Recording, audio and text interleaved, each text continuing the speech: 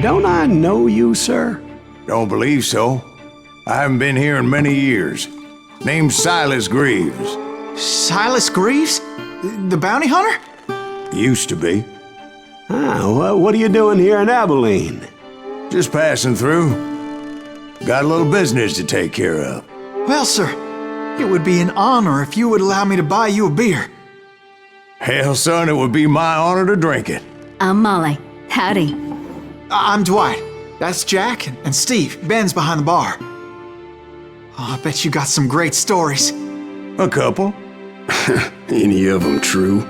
Jack, be nice. A few. What about your shootout with Henry Plummer's gang in Bannock, Montana? Is that where you started as a bounty hunter? That's what it says in this here dime novel. Don't believe everything you read in them dime novels, boy. First man I hunted was back when I was riding with Billy the Kid. You knew Billy the Kid? Damn right. That scrawny son of a bitch had no fear. Wouldn't back down for nobody. I heard he collected the 10 stars off any crooked lawmen who crossed him.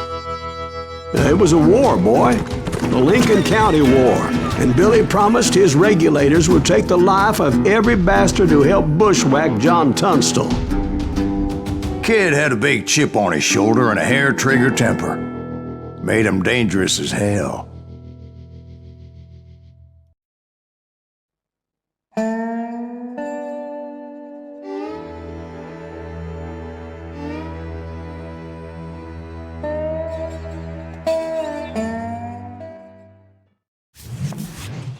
It was about 30 years ago. Billy was hiding out in an abandoned farm near Stinking Springs. I threw in with the kid because the man I had sworn vengeance on was riding with Billy's enemies. But before I tell you why I want that sumbitch dead, let me tell you what happened that day. I was heading back to the hideout when suddenly I had this funny feeling. Funny, ha-ha? No, Steve. The other kind of funny.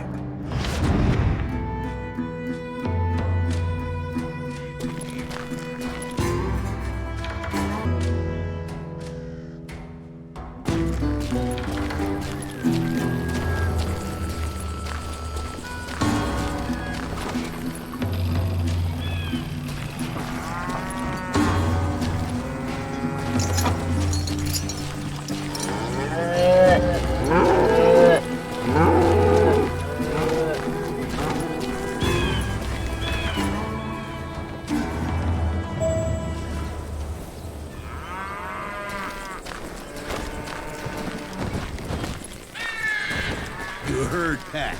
You need to stay here and keep an eye on the road. That's not fair. We're missing all the fun. I knew those two morons would never let me through. I had no choice. Who's that? Is he with us?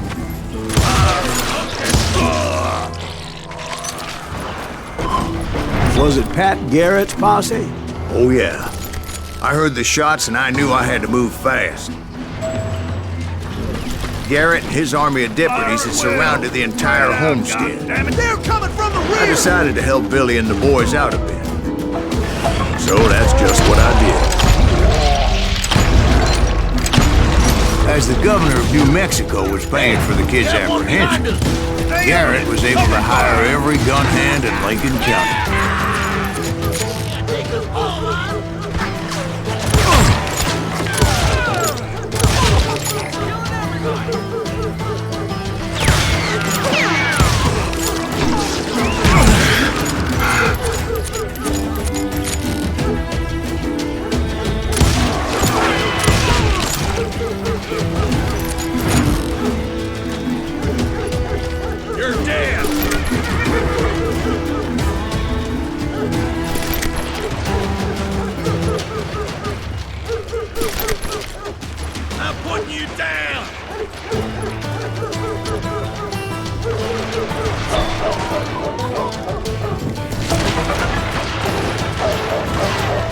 Watch out!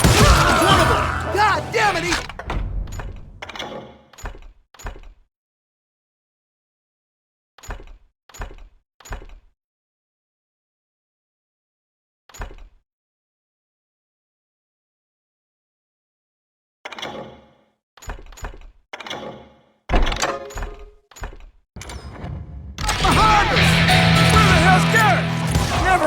Garrett's men were running around like a bunch of chickens with their heads cut off.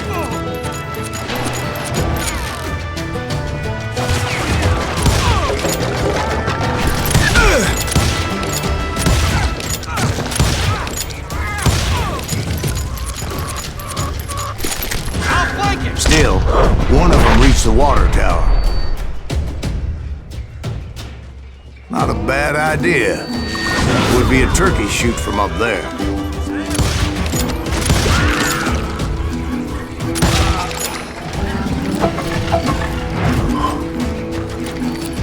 Luckily, these shooters Garrett hired weren't the sharpest tools in the shed. A lot of them were saddle tramps, or sod busters, or drunken drifters looking to make a few bucks.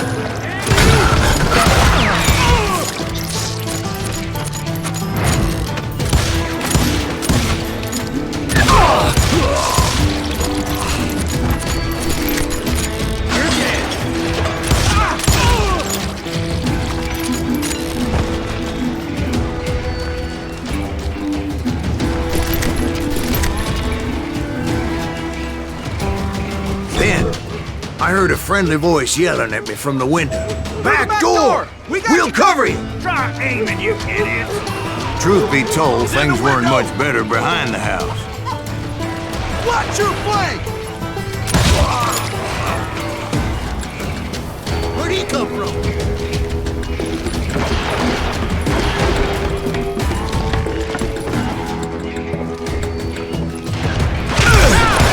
Cut their numbers in half. But that just made the ones that were left twice as mad.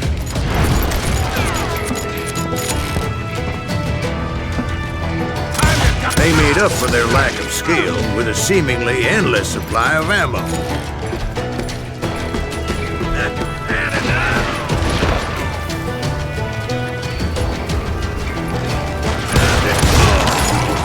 It was a bit of a slog, but I finally fought my way around the back of the house.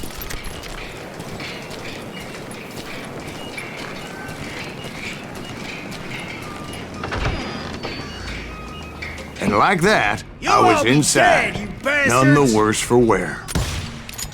I passed Dirty Dave. And upstairs, I found Billy and Charlie Bowdry. How about that? Huh? You like that?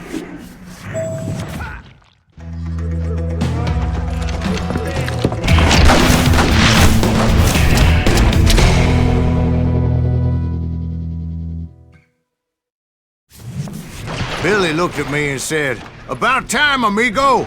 Grab a gun and get to the window." Wait, so you were friends with Billy the Kid? Yeah, sort of. Anyway, we were surrounded by dozens of deputized shooters who wanted to do us harm. He's out of his mind. Billy's worth $500. I'm telling you, Garrett's men were dropping like flies, but they just kept on coming. I think I got one! Where the hell Garrett get you? He's missing all the action! That's when Charlie got hit. "They're catching us in a crossfire," shouted Billy. "Get to the other side!"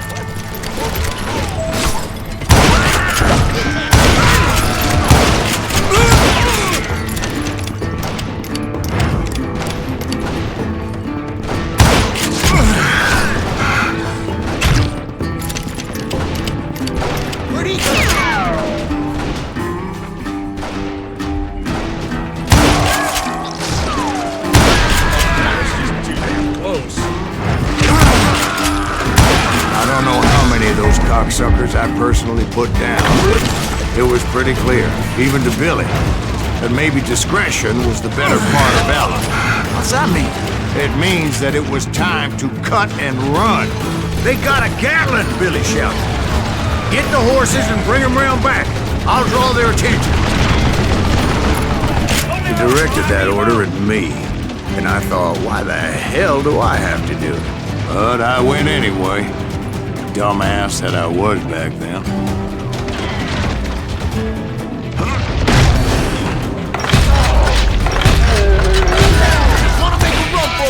Those poor sons of bitches are done for! Many would have fled in my place. But I had that false sense of invincibility that many young men have. Like Jack here. What are you saying, old man? Jack, he's just joshing with you. Yeah, he better be. Mr. Greaves, please continue. Please, call me Silas, ma'am. Now, where was I? You were heading for the barn.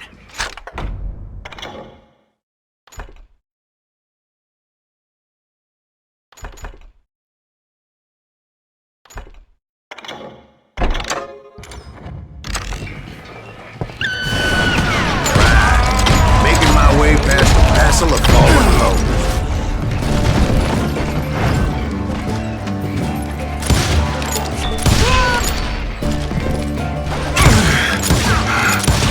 Sounds like Garrett hired a whole regiment of hired guns.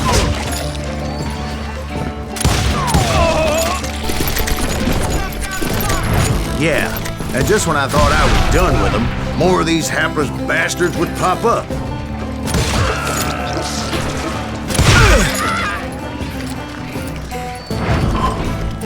Finally, I had the stables within my reach.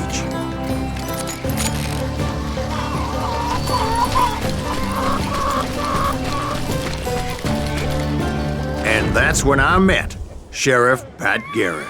I read that you went toe-to-toe with him, sir. That backstabbing bastard with that tacked-on tin star.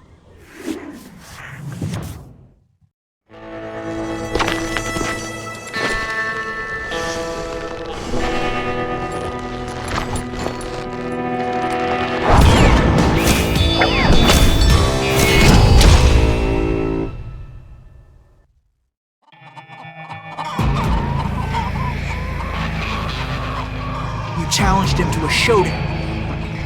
You read that in a dime novel? It said he showed no fear as he took your measure with eyes like a rattlesnake.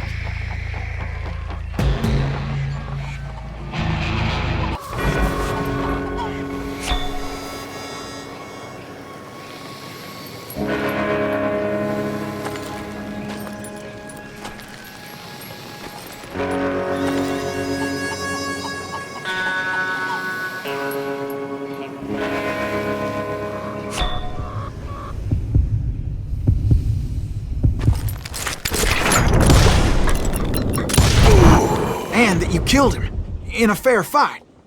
Is that what that penny dreadful said? No, boy. That ain't what I meant when I said I met Pat Garrett. So let me start again. I finally reached those damn stables.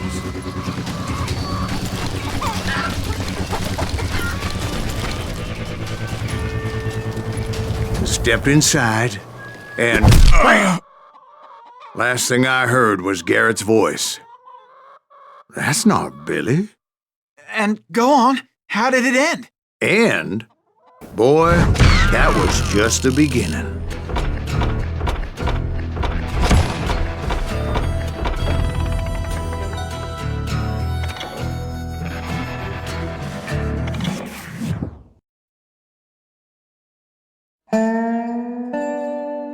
So what happened? Did Garrett arrest you? Yeah, after I came to, the bastard had clocked me with his Colt.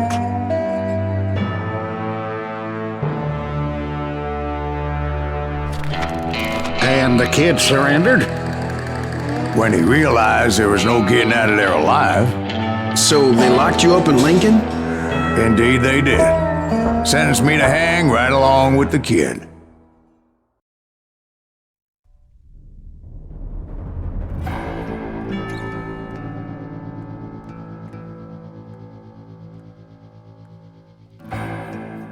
It's important to know that I was only riding with Billy so I could find the bastard I was after.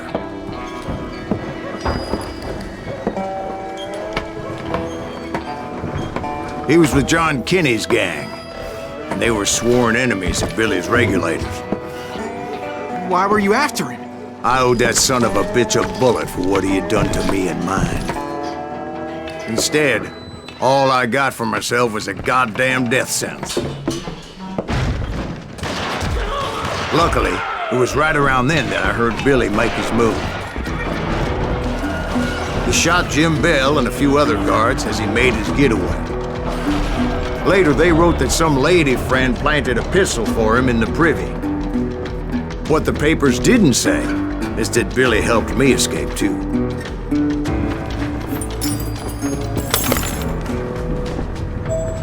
My first order of business was finding a firearm.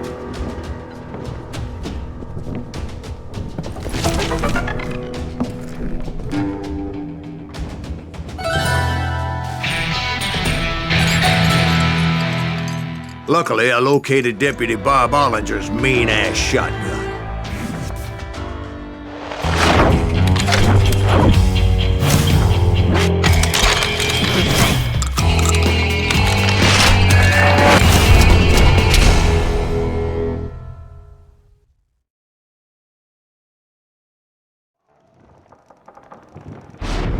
I saw Billy through the window, and he yelled that I should take to the rooftops to make my escape. So I did.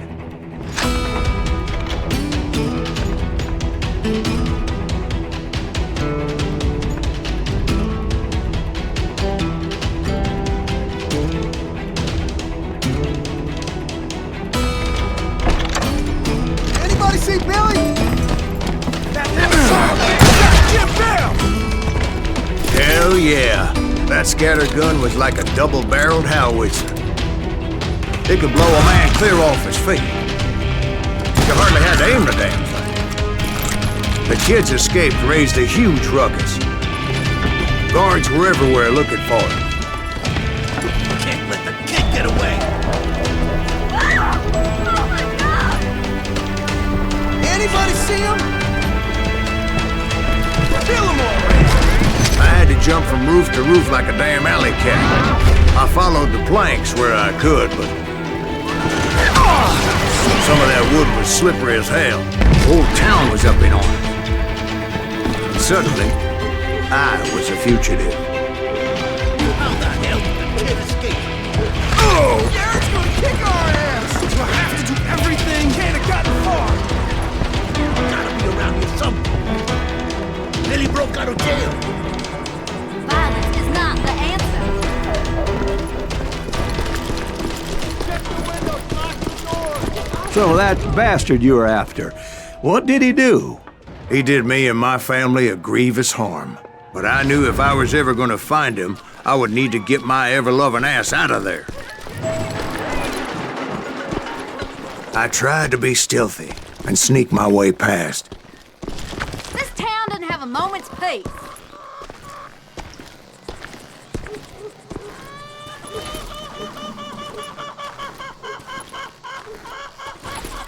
Where did he get you?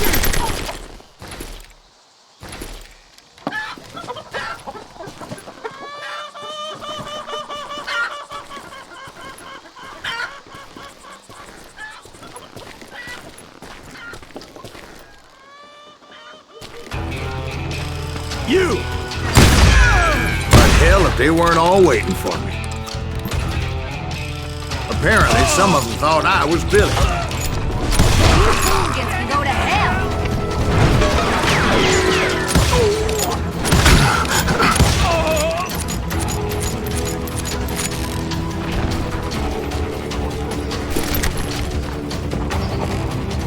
Let's do this! He's in town somewhere! See, me and the kid shared a certain similarity in build and color. I was just glad I had Deputy Bob's mean-ass shotgun. Can't hide forever! They're shooting in the You won't get away with this.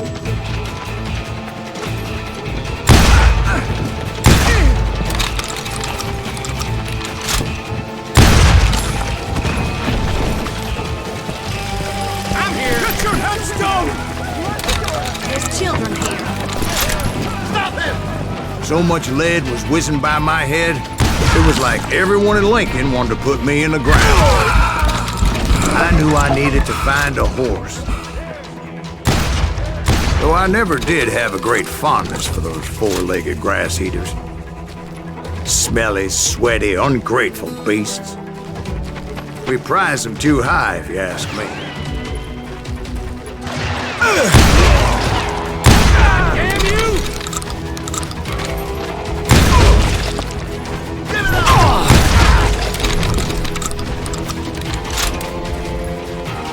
You're threatening the lives of innocent people.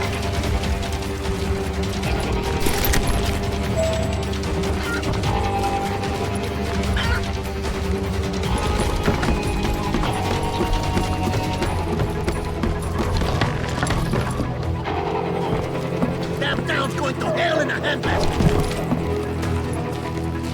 But where was the kid while you were busy getting shot at? Gone. And that's when it occurred to me why Billy set me free. So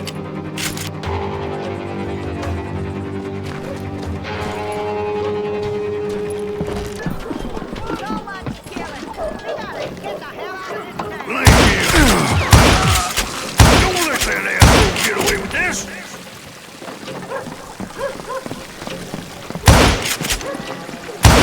Come on, smoke that sumbitch.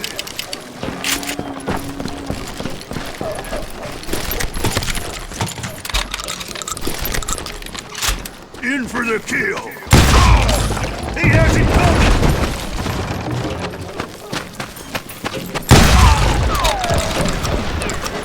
Kill him.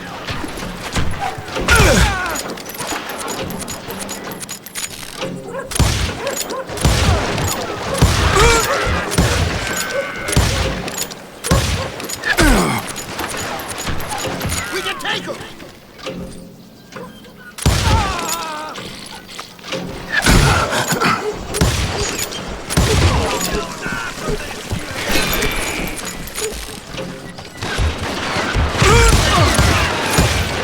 Surrender yourself!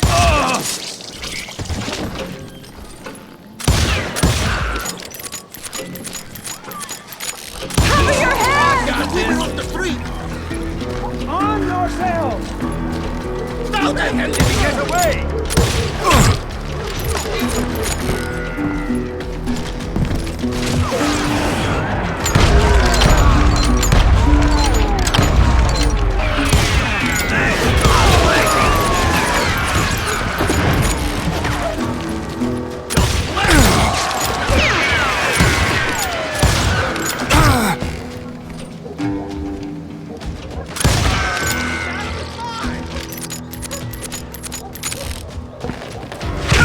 We're gonna be in deep shit with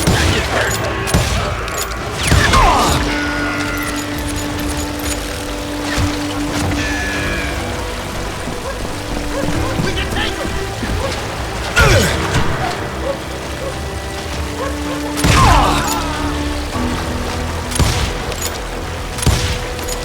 Surrender yourself!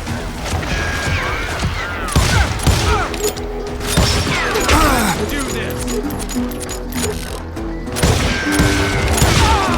Kill him!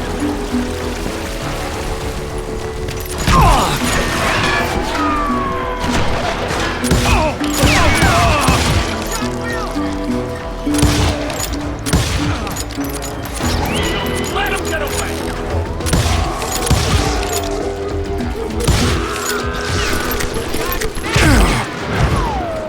Finally, I found what I was looking for.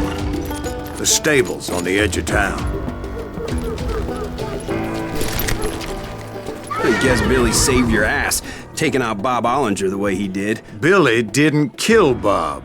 Well, sure he did. He dispatched him right after he shot Deputy Bell. No, sir. Because Bob came right up behind me, angry as hell that Billy had lit out. "Hello, Bob," I said. "I think you better let me go." And he says, "I don't think so, boy. Not with my shotgun." So we stood there in the middle of the street, eyeball to eyeball.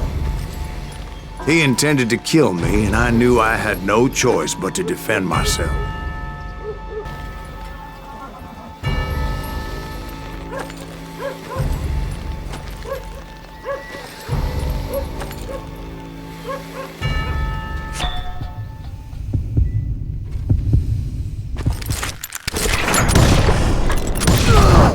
I killed him in a fair fight.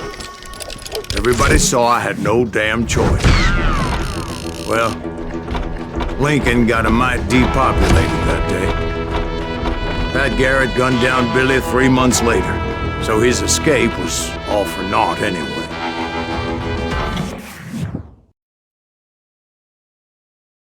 So where'd you go after Lincoln? Mexico. Until I realized nobody was looking for me. I ended up taking a job at the Rurales. The Mexican Rurales? I was hired to help them track down the cowboys. The most vicious outlaw gang in Cochise County? Curly Bill Brocious? Johnny Ringo? Led by old man Clanton himself. They must have paid you a pretty penny to take them hombres on. Not really. But truth be told, I had my own reasons for going after those boys.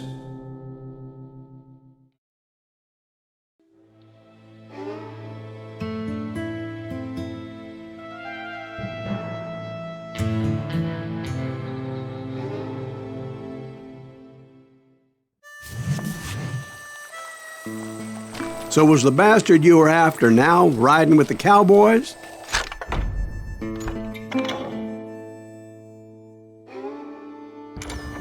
Roscoe Bob Bryant was his name. Oh.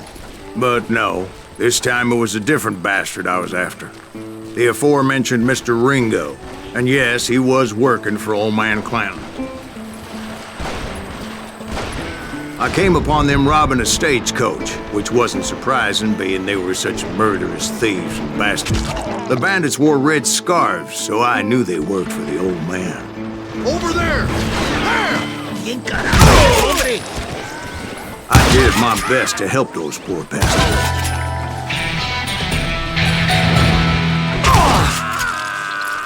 Moments later, the attackers were dead, and I checked the stagecoach to see how many passengers were still breathing. None. It was then I wondered if the rocks weren't hiding more bandits. Was that all of them? Or did I just hit the rear guard? I quickly got my answer. They attacked from on high like Apaches often did. They would appear in great numbers from above and rain down lead on their hapless enemies' heads, making use of the high ground and whatever else they had. Yep, the Apaches always appeared out of nowhere, and there never seemed to be an end to them. Hold on. Were you attacked by Apaches? What happened to the cowboys? Did I say they were Apaches? I said Clanton's cowboys attacked me Apache style. I was in a pitched battle, but I was holding my own against an overwhelming enemy force. See, at the time, I was still pretty green, but often blunder into regrettable situations. But I just kept shooting at anything I could see up in those damn rocks. I didn't see Ringo, but I knew he was with the cowboys. He and Roscoe Bob had done me a dreadful wrong, and I was determined to have my revenge. To get to Ringo, I knew I'd have to fight my way past these other assholes first. Unfortunately, I was running out of ammo. Another perfect example of my relative inexperience as a hunter of men. I immediately knew that a tactical retreat was called for, as my vengeful fury was much less impressive without the bullets to back it up.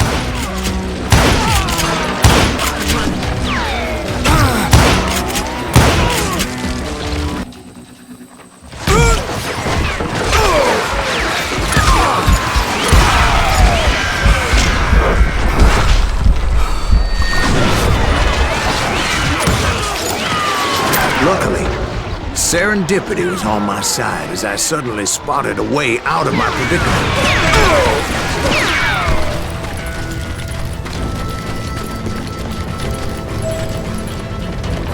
I ran ahead as if the devil himself was after me. Bullets were whizzing by my ears, but I wasn't about to roll over and die. I just kept running like there was no tomorrow. Because there wouldn't be if Clanton and his men caught up with me. As I was scurrying around those caves, I thought, What was I thinking? Going up against a gang like this.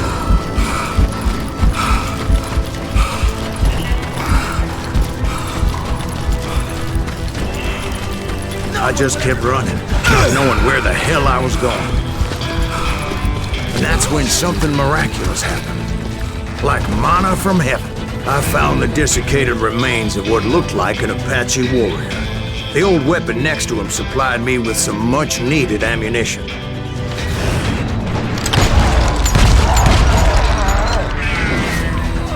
Bat Masterson once told me it was more important to be lucky than good, and he would know.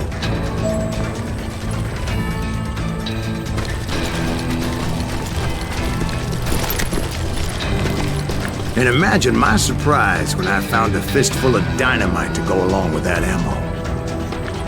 That stroke of good fortune evened the odds and bolstered my confidence. It was time to turn the tables. Time for the prey to become the predator. Time for the hunted to become the hunter. Time. All right, Jesus, we get it. You're right where you wanted it. That's right, Jack. I was done running. And the old man's boys were not expecting that. No, sir. I came at them like a wildcat. My fury knew no bounds.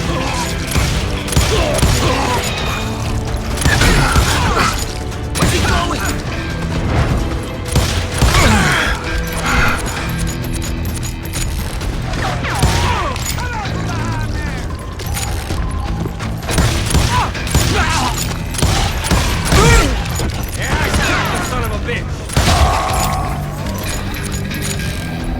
It was finally time for that old man to pay for his sins.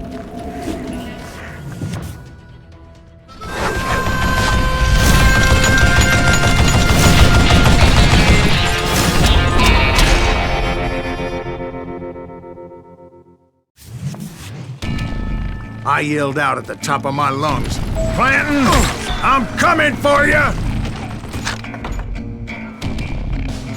A little stealth might have made more sense, to be perfectly honest. Because that old fool had a Gatling gun and enough bullets to last him till Kingdom Come. But I knew I could not let that deter me. Not if I was to find and kill Ringo. I needed to get that old man off that gun.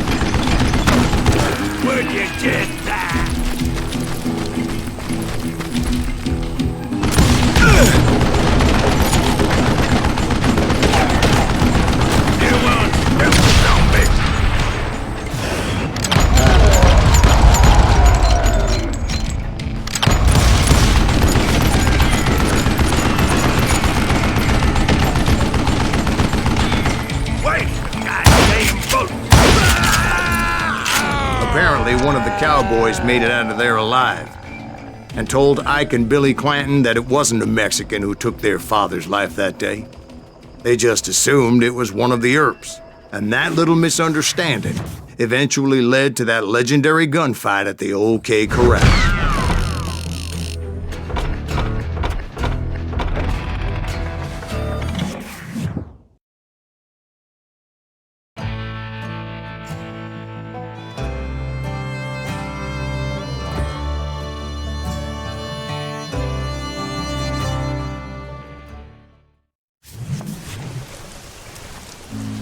A few weeks after that dust-up at the OK Corral, I was still after Johnny Ringo. I had tracked him and the cowboys to their hideout at a sawmill, and they were loaded for bear. So what exactly did Johnny Ringo do to piss you off? Well, him and that other bastard. Roscoe Bob Bryant? Yep. They both deserve to die, and I promise I'll tell you why. But first I need to tell you about the cowboys' new boss, Curly Bill Brocious. Herb's coming! Get ready, boys.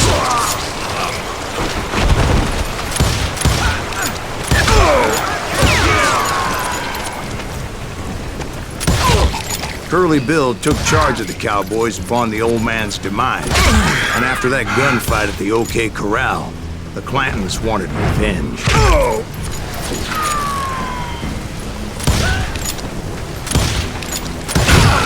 So they murdered Morgan Earp and grievously wounded his older brother, Virgil.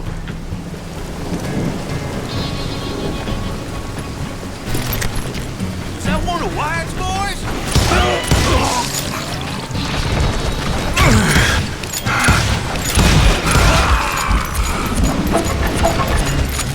Get him from the side!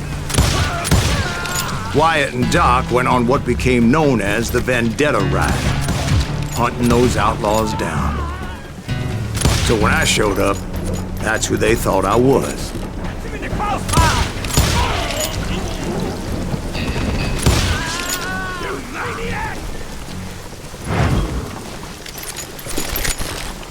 Come out from behind there!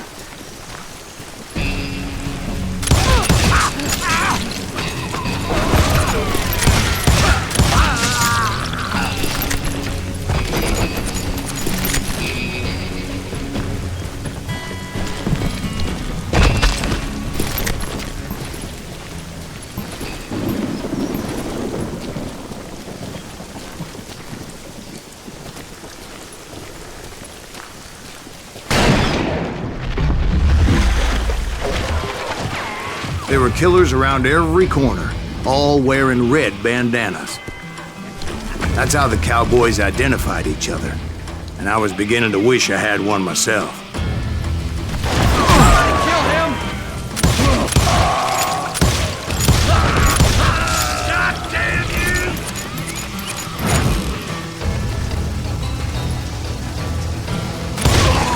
But I wasn't about to let Ringo walk away unscathed, and that's what drove me forward. They say that Ringo was infernally fast. I hardly saw anyone faster, boy. Certainly not Wyatt Earp. That man was all hat and no cap. Earp wasn't much of a match for him, but Doc Holliday might have taken him. That Lunger should have kept his nose out of it. They never charged anyone for the murder of Morgan Earp. But everybody knew that Curly shot him in the back. That was common knowledge. Yeah, maybe so. But Ringo had nothing to do with it. He was just being loyal to a friend. Is that what you call it? Being loyal?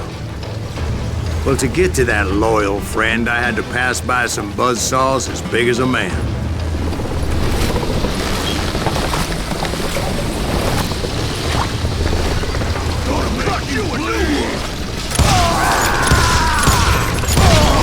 Excuse me, sir. I have a question. What's that, Dwight?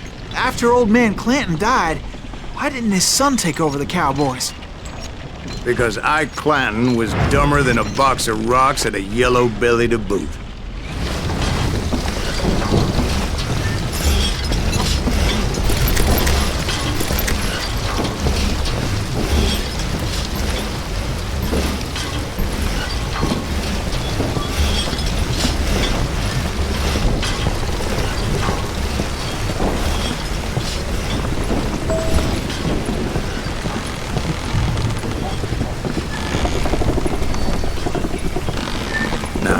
Where was I? Taking down the entire cowboy gang single-handed. Indeed I was, Jack.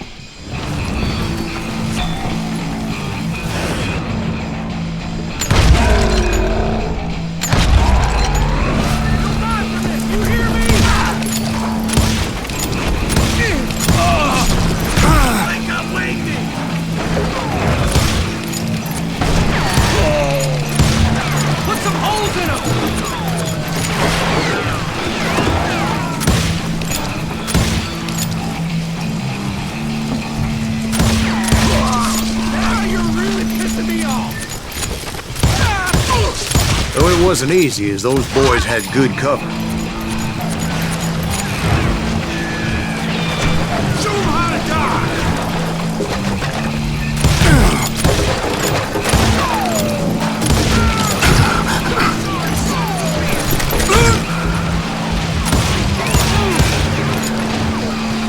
We'll have to do everything!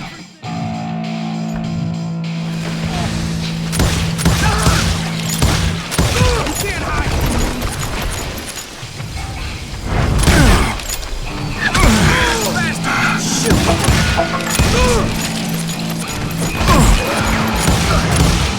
Time now!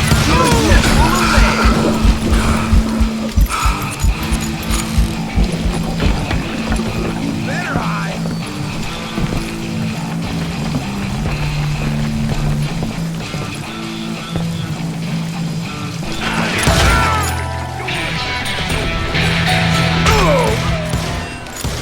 Boy, you are shit out of luck. Can you shoot around corners?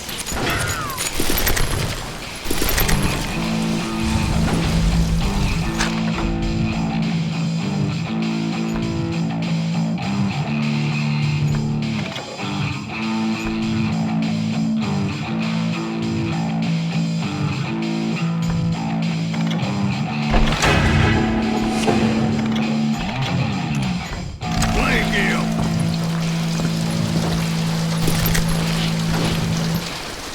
Oh, now. Come on, smoke that sumbitch. Yeah, he's good through.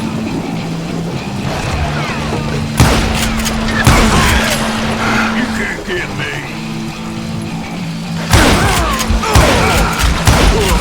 There were carts everywhere, piles of lumber, and God knows what else for people to hide behind.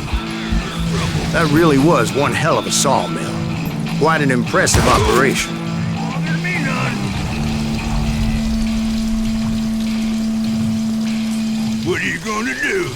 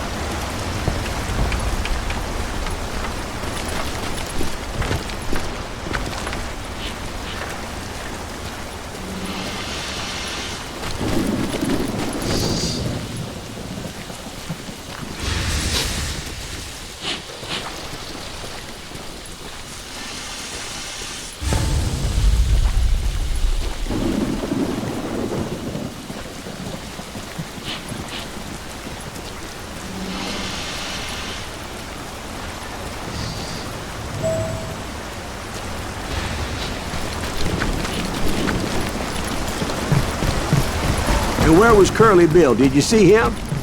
I'm about to get to that, Ben. Patience. I'm painting a picture here. There was this beautiful waterfall and a crystal clear stream that led to a verdant valley that was truly... Consider your picture painted. What happened next? Well, finally the bastards that were still alive made a last stand.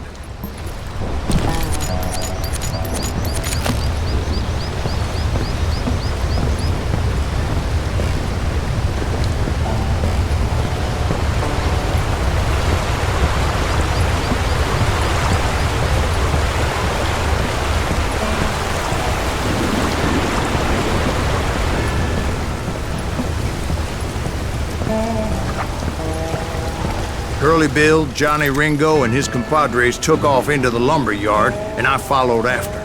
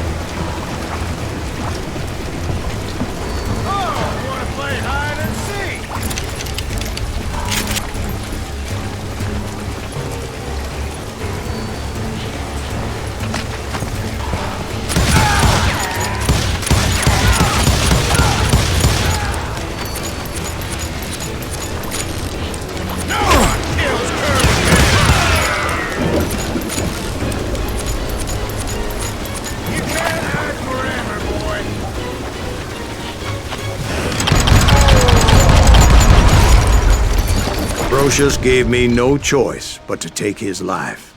But Ringo was nowhere to be found. I knew you didn't kill Ringo, because he was found dead in a different location altogether. To this day, his killer is still unknown. Indeed. Took me a few months before I finally tracked his ass to West Turkey Creek Canyon.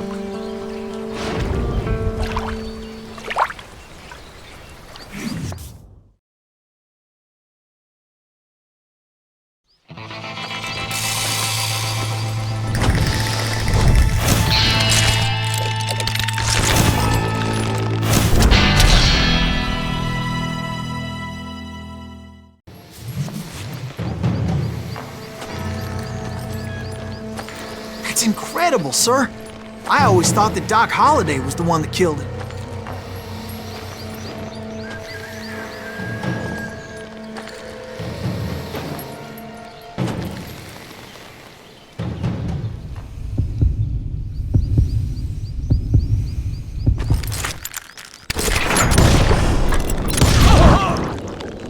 Sorry I had to ruin the legend for you, boy. But the legend ain't always true. Doc Holliday had nothing to do with the death of Johnny Ringo.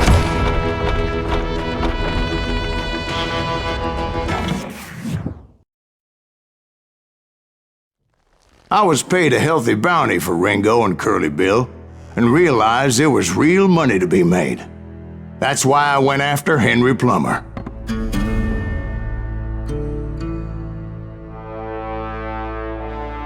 Now, wasn't he the sheriff who augmented his income by shaking down miners and robbing gold shipments? That's the one. Oh, yeah, I remember him. He ran that gang of thieving outlaws called the Innocents. So it's true that you went toe-to-toe with him? Indeed I did, son. Indeed I did.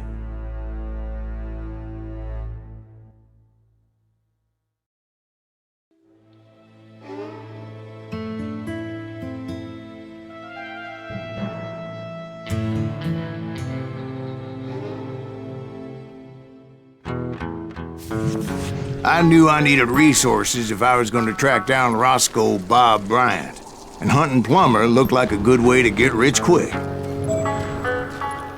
As the local vigilantes exposed him as the leader of the bandits, and put a generous price on his head. Plummer rallied his gang to plunder one last gold mine before making their escape, and that's where I thought I'd find him. It makes me nervous standing so close to all these goddamn barrels of gunpowder. Why would you be nervous? No one has the cojones to come after us. As long as you don't light up a cigar, we're fine. Besides... As my late father pointed out to me more than once, God made men, but Samuel Colt made them equal.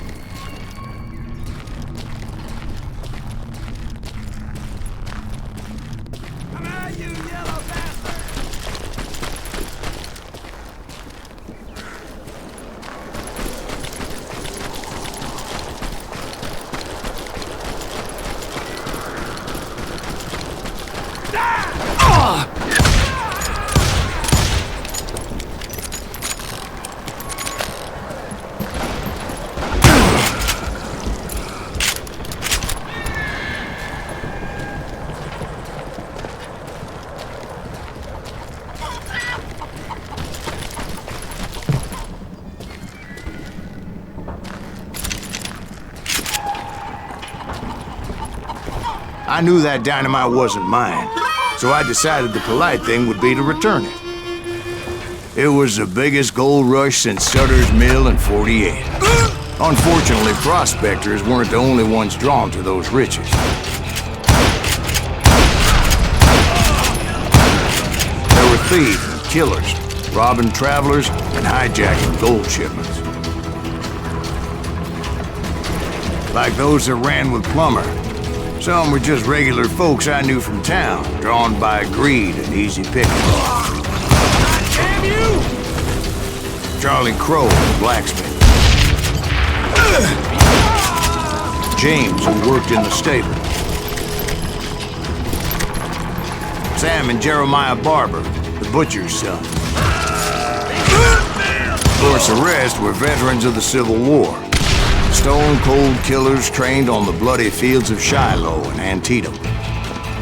Plummer had a lot of men on his payroll. A hell of a lot. That son of a bitch pretended to protect the public with one hand while stealing them blind with the other. He set up a defensive perimeter which I had no idea how to breach. Dangerous, desperate individual. I was outnumbered and in way over my head, but I was too damn stubborn and stupid to realize it. They must have thought I was tough. Or had some kind of death wish. Seeing as there were barrels of gunpowder everywhere. I thought I was some kind of hero.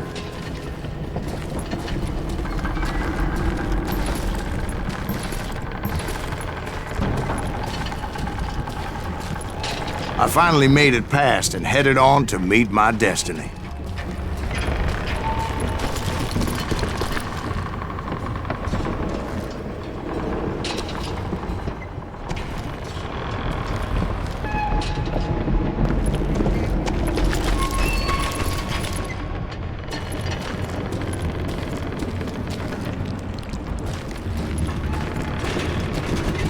But first, I had something I needed to figure out.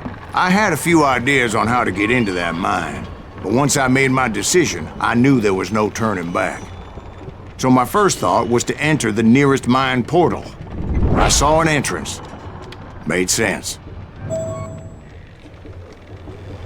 It was the quickest way in, but that also made it more dangerous, as there would undoubtedly be enemy pickets posted along the way.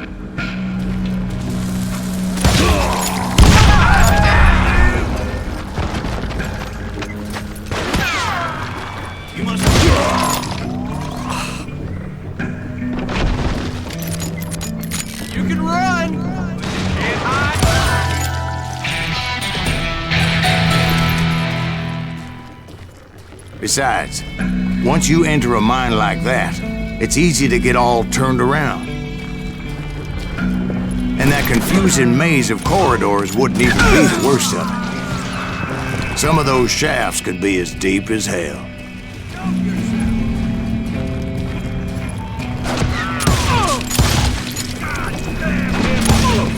A single stumble or misstep can easily end in a deadly plunge to oblivion. I'll flank him! Oh! You got a mine shaft!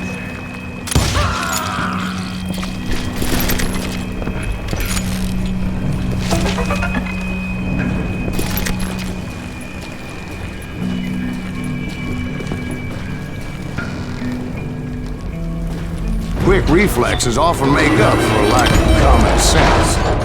Luckily, I was never one to be easily bushwhacked. I would just need to be careful not to blow myself to kingdom come. With all that gunpowder and dynamite everywhere, a body has to know what he's shooting at.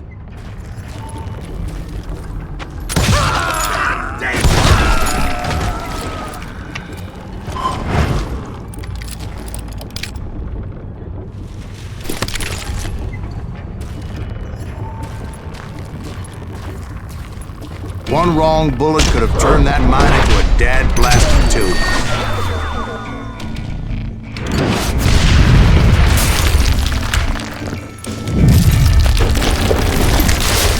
I freely admit that my plan of attack was not just moronic, but clearly insane.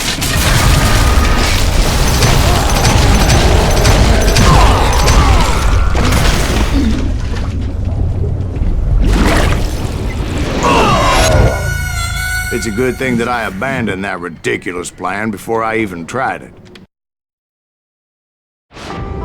Instead, I spotted a ladder. A way into the mine from the opposite side.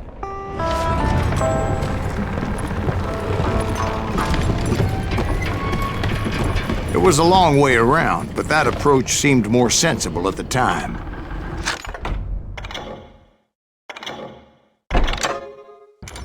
Of course, being I had a problem with heights, that scaffolding scared the bejesus out of me.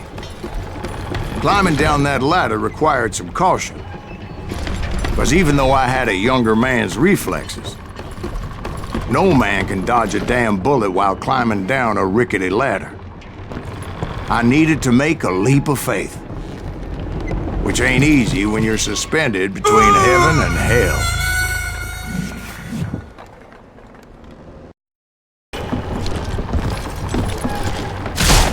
I was determined not to give up, however. As Sheriff Plummer seemed quite the despicable character. When the vigilantes discovered what the sheriff was up to, people were outraged. That 10,000 they put on his head would go a long way to helping me find those bodies. And I had made it my mission to settle that score come hell or high water. But first, I would have to make a choice. Take the elevator or climb the ladder.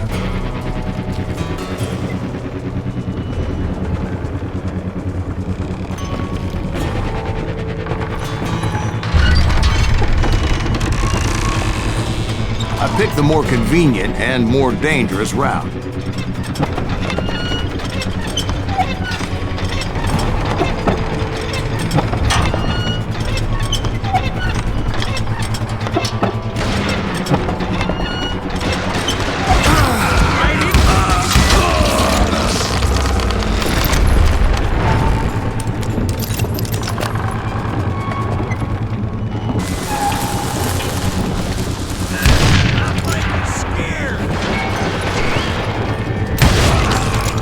Well, he was the sheriff of both places at one time or another, but that's neither here nor there. The point was, taking him down would save a lot of lives, including my own.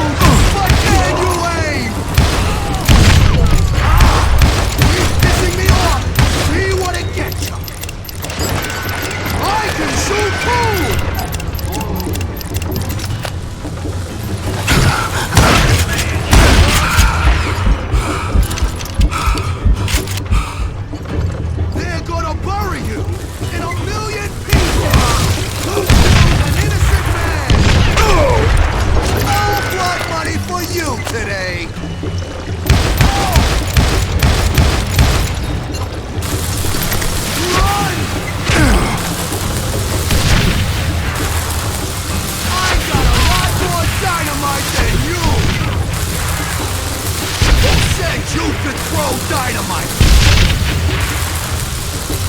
This cocksucker is smarter than he looks! What do you think you're doing?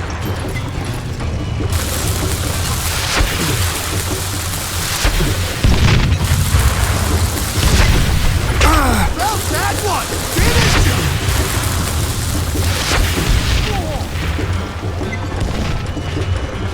Show yourself!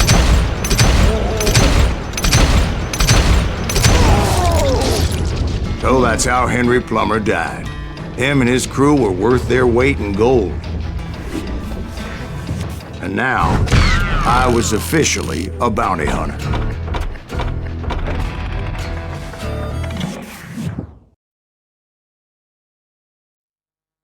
So, did you finally go after that Bob feller?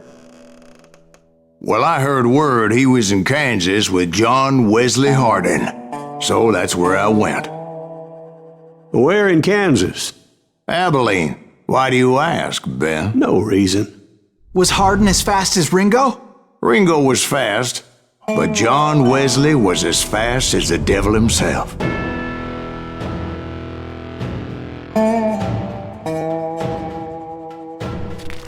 Hell, he killed his first man at 15. From that day forward, he had a price on his head and wouldn't back down for nobody, not even Wild Bill Hickok himself.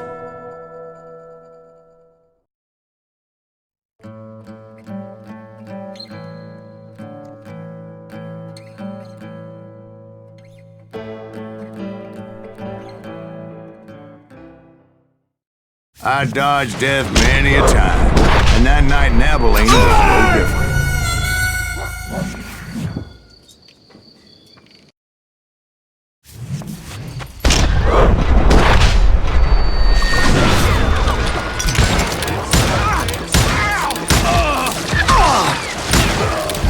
I was there with the intention of finding that bastard Bob and collecting the bounty on John Wesley.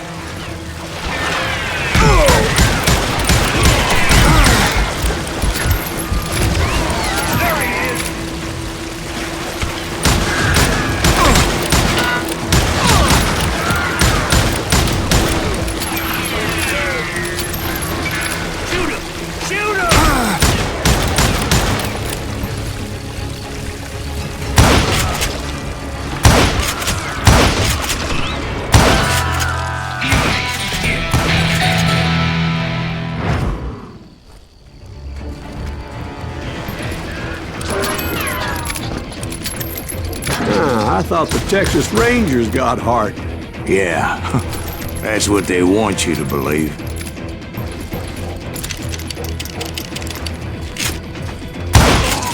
It was cold in a witch's tit and a brass bra that night as I fought my way past his loyal compadres to the very same saloon we're sitting in today. Look around and imagine this place painted in blood. Hardin was waiting for me, and...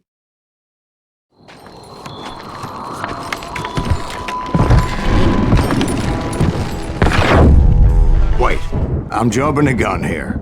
Let me back up and give you some background on this sumbitch. He deserves that much.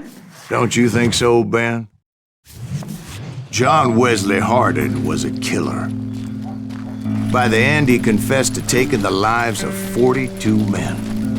He was a bona fide folk hero by then, and had amassed a gang of armed miscreants and other assorted thugs. He and his men set up camp outside of town, and I was hoping Bob was among them. Shit, it's cold out here. Damn it! Shoot that son of a bitch! They didn't ask why I was there. They knew. As most of them were wanted as well. I figured Hardin was here somewhere, but to get to him, I'd have to get past his gun hands. And that was easier said than done, as most of them were as foolish and full of bravado as I was. I had to spill a lot of blood to find out Hardin wasn't in that camp. He was carousing in town with his closest friends. Hardin's boys apparently didn't want me to reach the Bull's Head.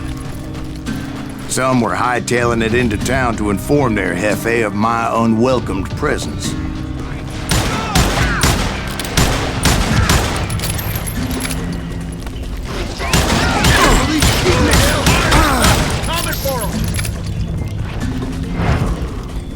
Stop that sumbitch! Let the boys know we got another law dog.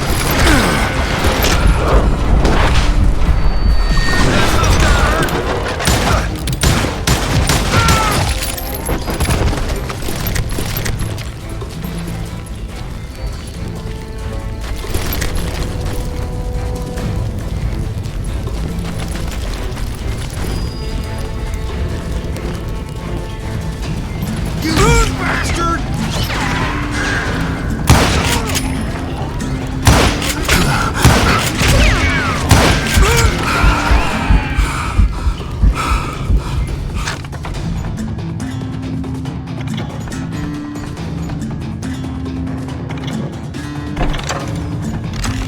You just make your bed.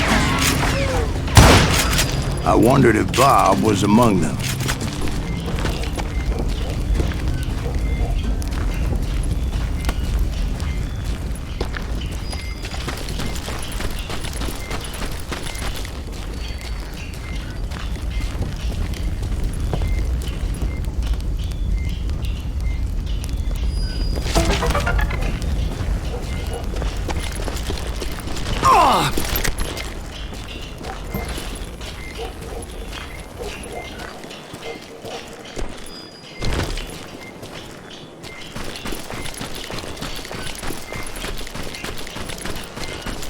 And I steeled myself for the fight ahead. For as good as I was, deep down I wondered if John Wesley wasn't just a little bit better.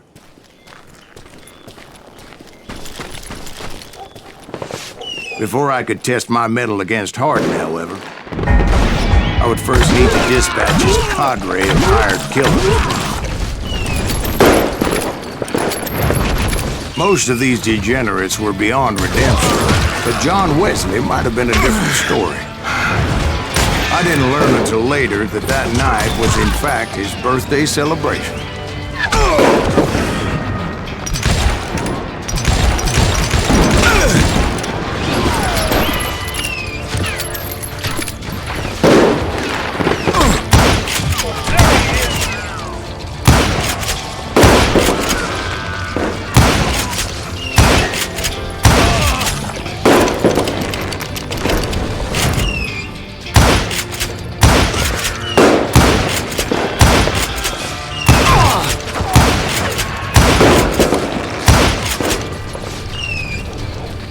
I think I already mentioned that I found Hardin in this very saloon.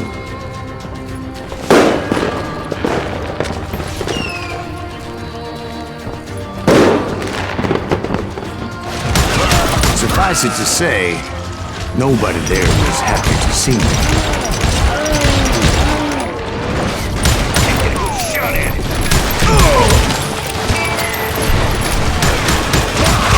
In fact, I felt a certain hostility.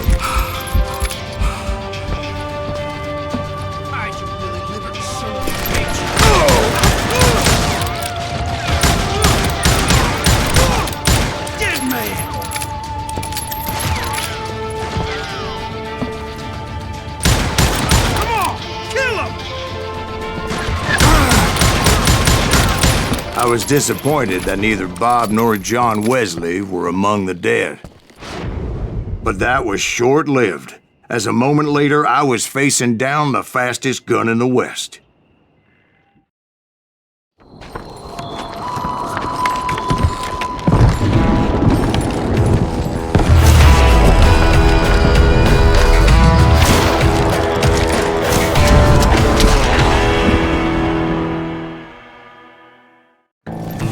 I felt a bolt of adrenaline, or maybe that was fear. He was well known for his tricks, and I knew I'd need my own if I was ever to defeat him.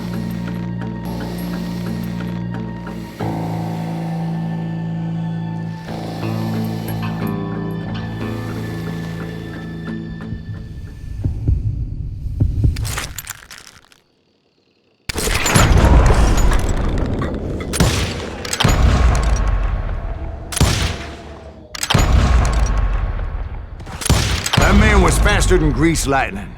But being inebriated as he was, he didn't count his shots. And now, he was at my mercy. So he didn't die? No, I sent him to prison. Years later, after he was free, some restless avenger took his life. Shot him in the back at a saloon just like this one. Anybody up for another beer? Ben?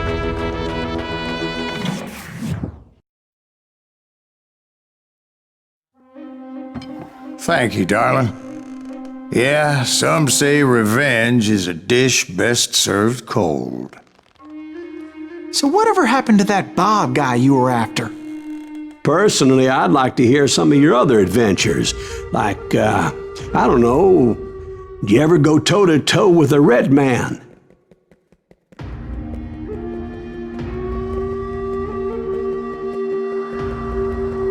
Yes, I did, Ben. I remember once I was after this renegade Apache, Grey Wolf. Strangely enough, revenge was also his primary motivation.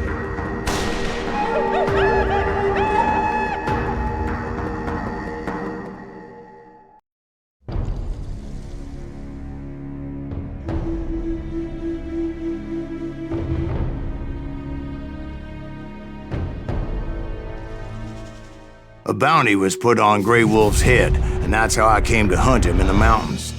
Mountains so high they tickled the nether regions of heaven.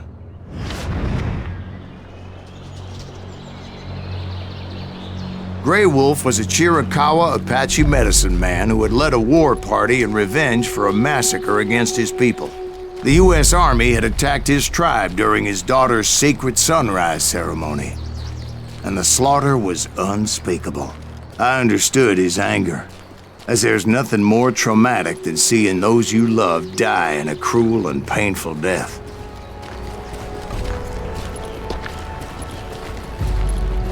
Right from the beginning, I couldn't shake the feeling that Grey Wolf was watching my every move. He led a band of young Apache warriors who wanted retribution and were more than willing to die for him.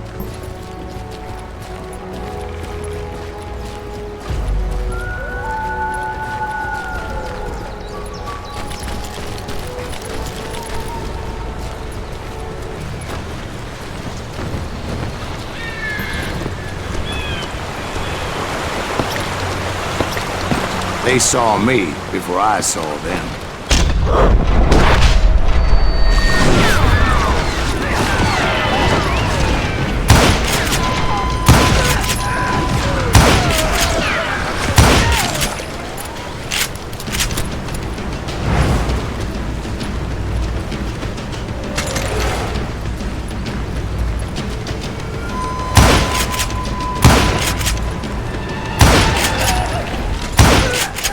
And it crossed my mind that maybe this wasn't such a good idea. But now that the shooting had started, there was no backing down.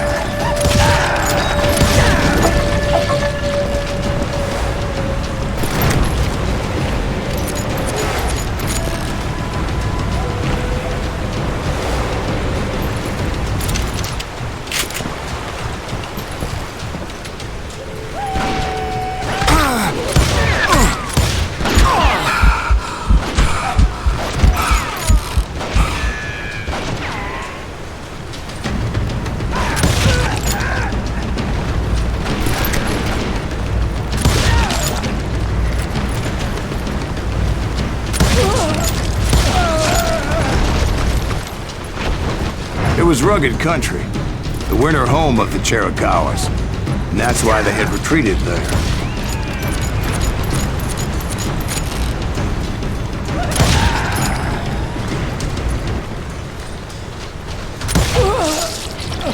I admit to having some regrets about going after them the way I did. But then again, I got a lot of those.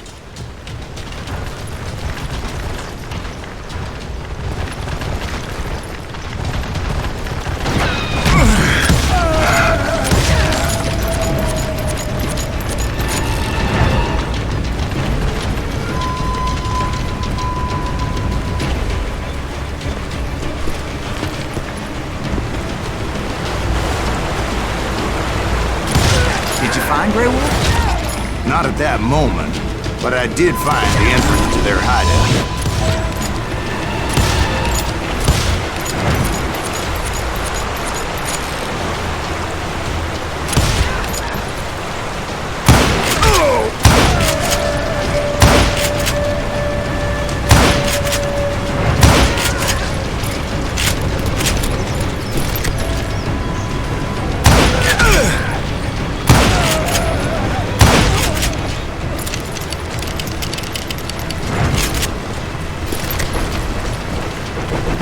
Deep crevice that led to a deeper cave.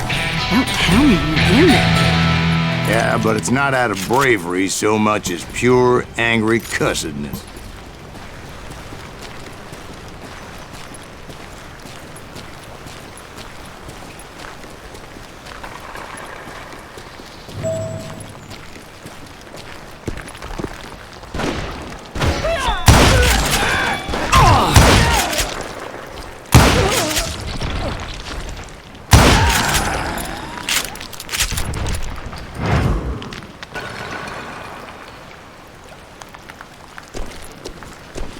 See, back then, I had a stubborn streak a mile wide, and I wasn't about to back down. So it was like pitch black in there? Actually, it was pretty well lit, as they had torches on the walls.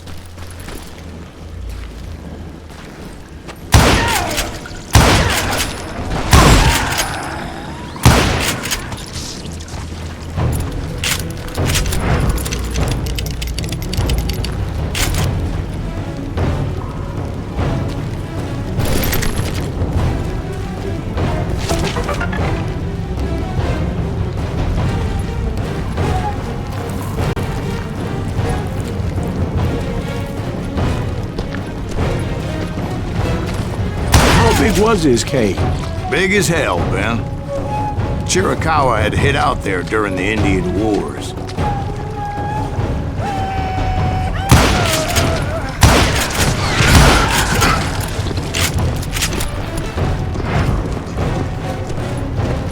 They thought it was haunted with the ghosts of those murdered by the horse soldiers.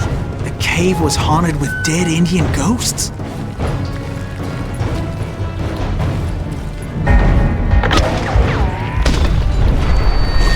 To be honest, I was more concerned with the live ones than the dead ones.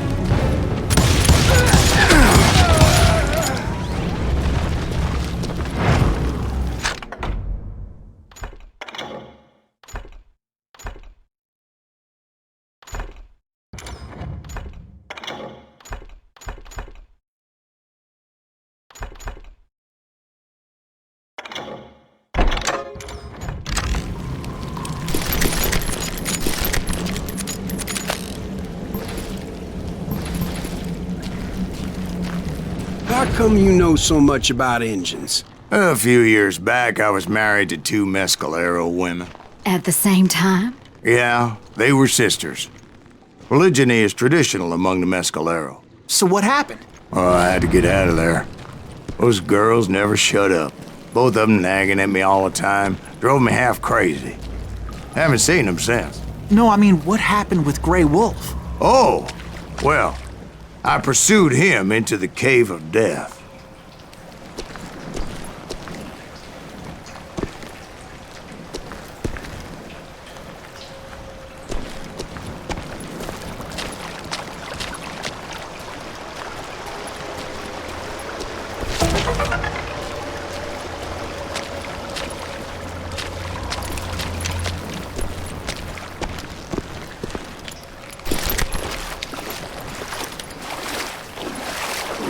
I came upon this flooded grotto, and that's when I saw him. He came to me unarmed and unafraid. His voice echoed in the shadows. and I sensed he meant me no harm. You carry great darkness in your heart, and if you do not release it, it will claim your soul. The sound of his voice put some kind of ancient Indian spell on me. As his story unfolded in my mind, You will come to this place again and kill many more men, and the darkness will grow until it consumes everything that you are. The soul would have no rainbow if the eye had no tears. he said I was a great warrior, a coyote man, unequaled by any other pale-faced warrior, or something like that. The snakes will bite shadows of your past until a venom poisons your heart, and an echo of the song of the dead summons the spirits deep from within the mountains. I didn't quite get what he was saying, but there was definitely snakes. And indeed, his warriors surrounded me and attacked me like hungry wolverines. They couldn't stop me, though, and Grey Wolf wasn't in the mood for idle talk.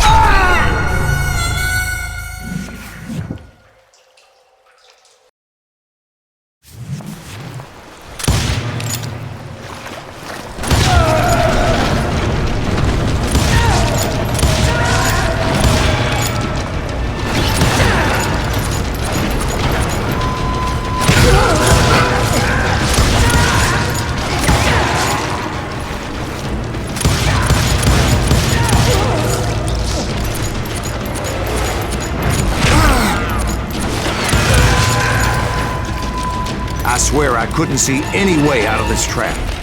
But suddenly, one just appeared. Kind of like a miracle.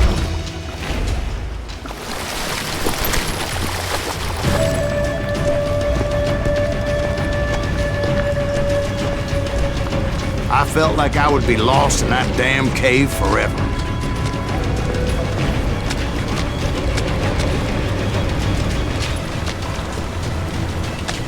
Finally, I found myself back outside, perched on the edge of a precipice, overlooking a thundering whitewater river.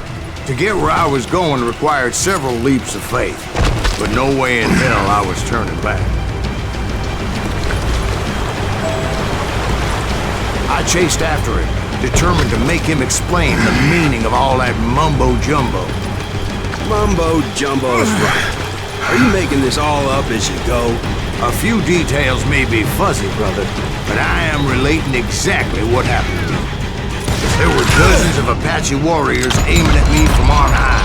Dozens? Well, maybe not dozens, but there was a lot of them. At least 3 or 4. Well, more than that, little lady.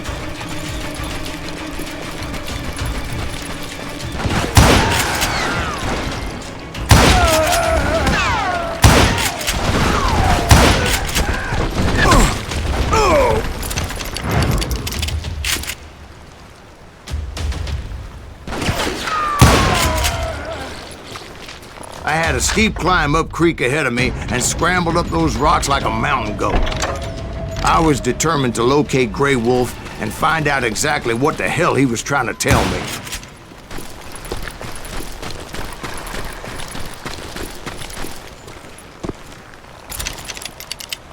And wouldn't you know it, that crafty son of a bitch led me right into a trap. What kind of trap? Well, son, there had to be at least 100 Apaches surrounding me. 100? God be my witness. Oh, come on. Who are you kidding? Hey, I believe you. Come on, tell us how it ended. All right, but I'm not gonna drag this out. Where were we? You were surrounded by 100 Apache warriors. Well, I didn't take the time to count them exactly, but there were a lot of them.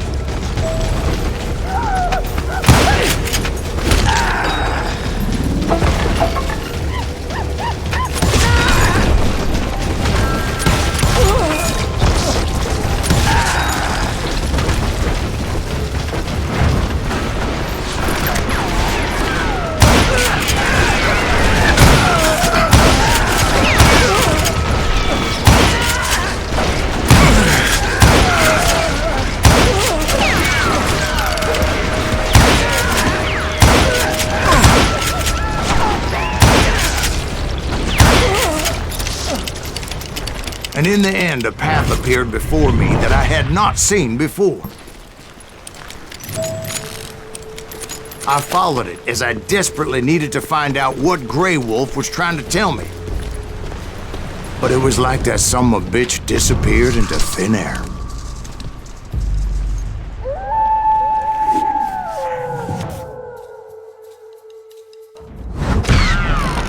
Never did find him. And never did collect my goddamn bounty.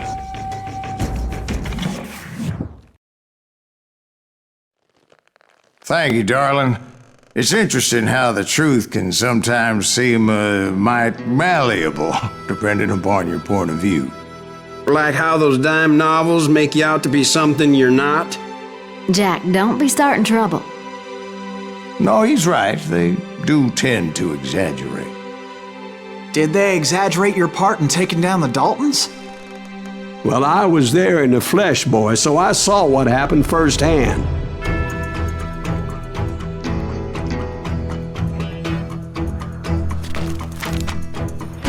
Those Daltons were lawmen once, before they all went bad, robbing banks and trains clear across the territory. Until Coffeeville, of course. I was one of the citizens who took up arms that day. Fighting on the side of right? I did my best, sir. We all did.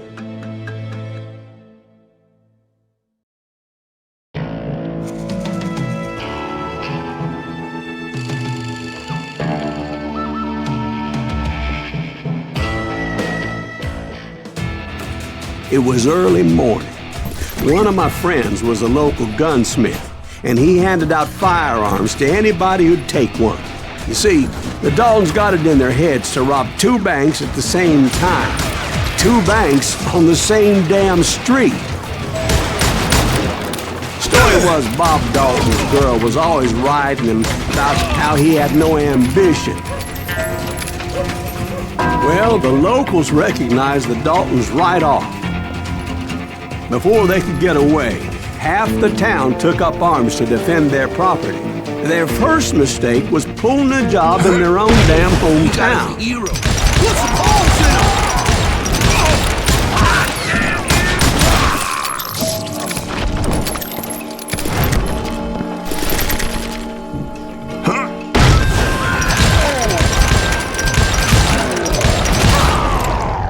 The brothers paid dearly for their stupidity, but everybody knows they had it coming. There's more to it than that. I read all about that day, so I know for a fact that it went down very differently. First of all, it was high noon. A posse of U.S. deputy marshals were on the rooftop across the street. Get ready, boys. They're gonna make a move. The lawmen had been tracking the Daltons for months. Now they finally had them dead to rights. Among them was a bounty hunter feared by many a lawbreaker. This man had no intention of letting the Daltons slip away. The marshals tried to get the Daltons to surrender. They'll give up eventually. We just gotta wait till something bitches out. This bounty hunter knew that the brothers were far too proud to ever lay down their guns. He went in there alone to confront those criminals. One of the marshals shouted, "Where are you going? Are you crazy?" Hey, where do you think you're going, dumbass? That rifle's mine. But he paid him no mind. He saw a way to get around to the back of the bank. Then he figured out how to hit the Daltons from a direction they weren't expecting.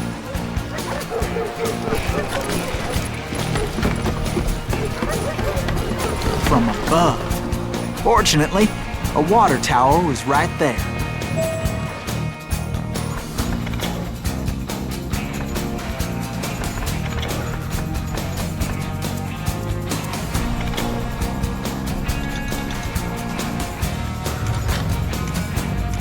A moment later, he was climbing up a steep ladder, laughing at danger as he did.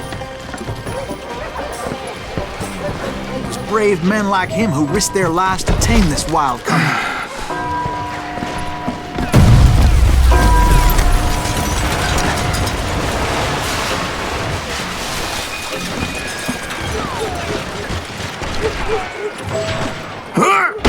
We've got company.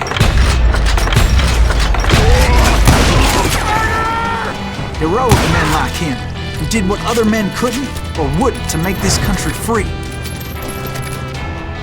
Like Jim Bowie and Davy Crockett, who died defending the Is that Alamo. Silas Greaves? Son of a bitch!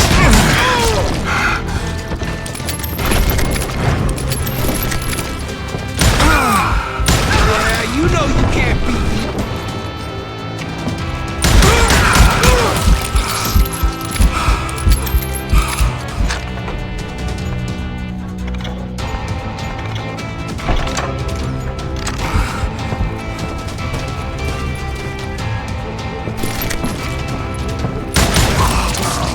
Sorry, son!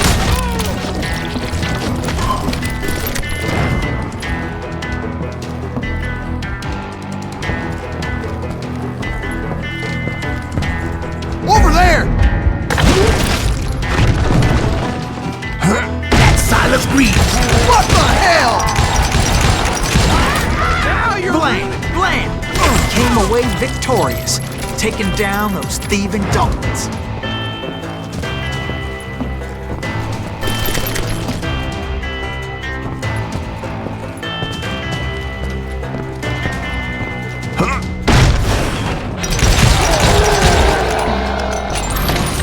His name was Silas Greaves, and when the dust finally settled, he was the last man standing. Sorry, kid, but that just wasn't the way it happened.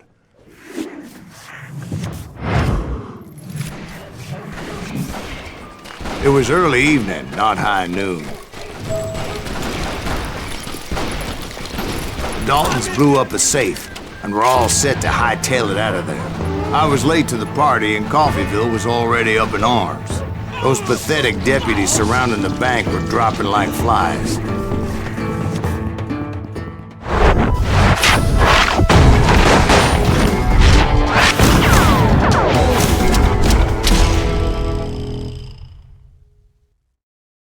I had been tracking those jokers for months, waiting for them to do something reckless. And finally, they did. Those stupid bastards decided to rob 2 banks at the same time in the same town where everybody knew them. But they still had friends in Coffeyville. Waste your bullets. Go ahead. Keep shooting. I don't mind.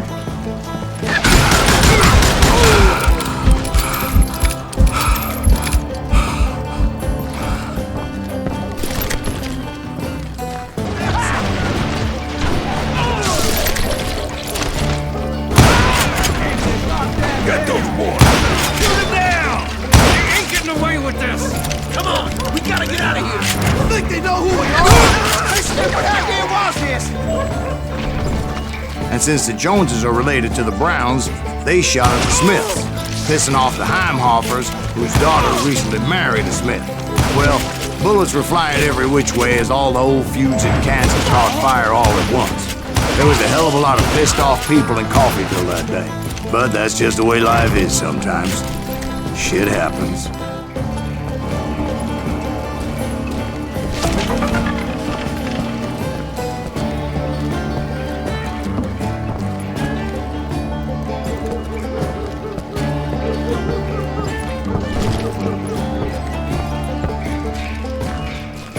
The Dalton boys knew I would never give up. Those Daltons weren't the sharpest knives in the drawer, but they always stood together. They set a trap to slow me down and allow at least 2 of them to escape. The third brother stayed behind to plant me, just in case that trap of theirs didn't work.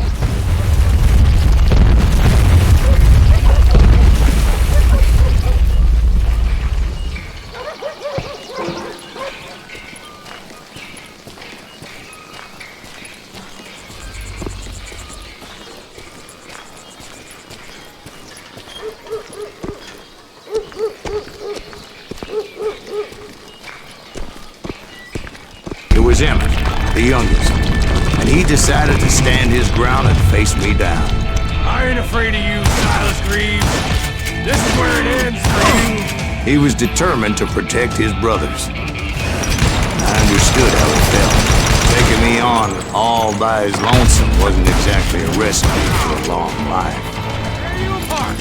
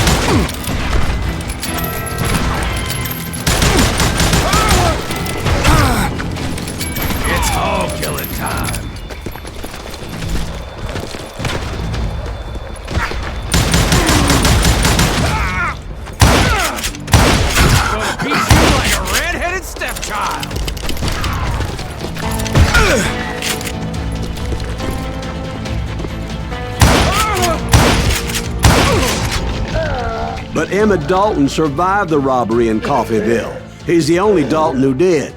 They say he was shot 23 times. Well, Dwight, who do you think put all those damn holes in him?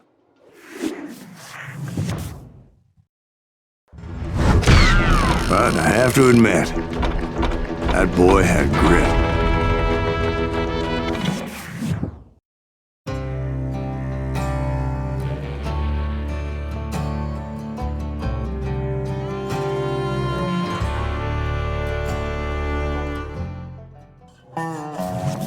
We'll get those suckers! It took me a couple of days to track the Daltons down.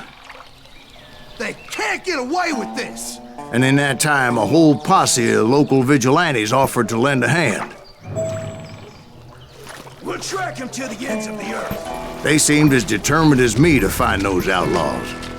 But as we headed into those swamps, it was like I had my own private army. There was no way those boys were getting away this time.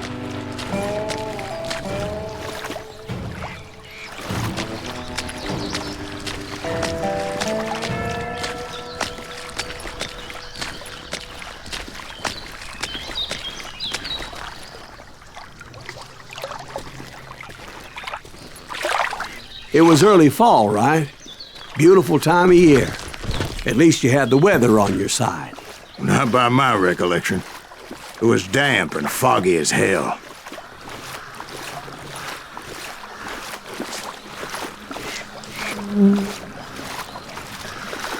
It was tough to stay on a true course, so we kept an eye out for landmarks.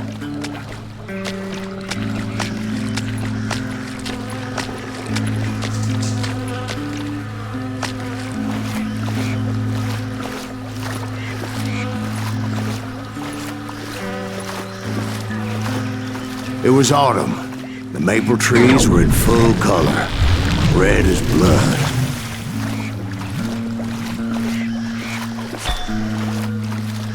The rains that year were torrential, so the whole area was flooded. The vigilantes had spread out wide, and pretty soon I couldn't see anybody. Bury them in the swamp! Plant them where they stand! Except for some bitches ahead of me wanting to do me harm. So I had to face them alone. I wondered why my compatriots didn't come running when they heard the shots.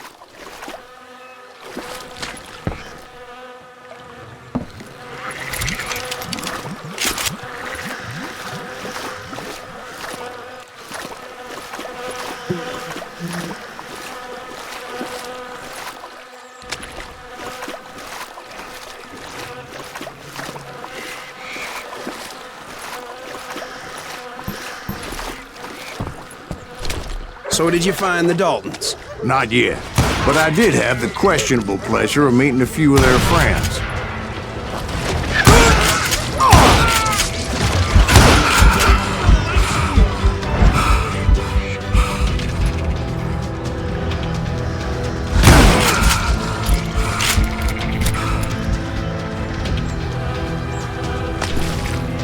The boys had established quite a reputation by that time, so they attracted all manner of riffraff to their cause.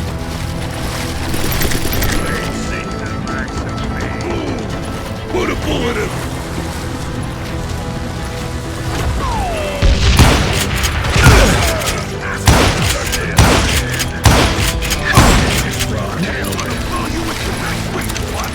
Shoot him in the head!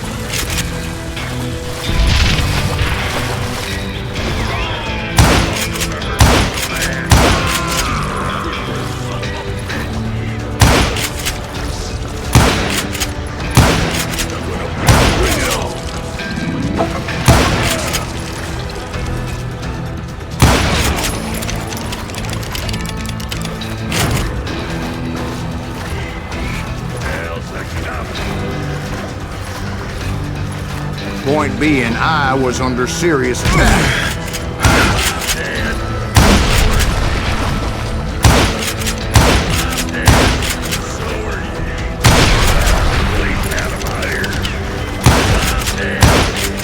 And my reinforcements was nowhere to be seen.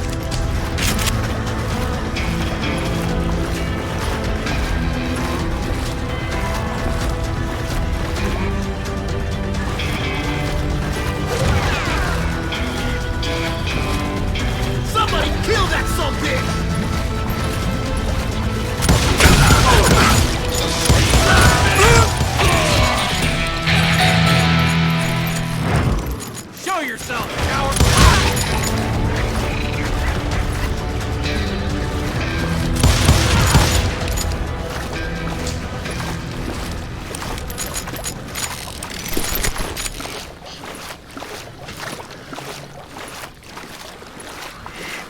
But luckily, a barn materialized as if right before my eyes. I scrambled up top to get a better view.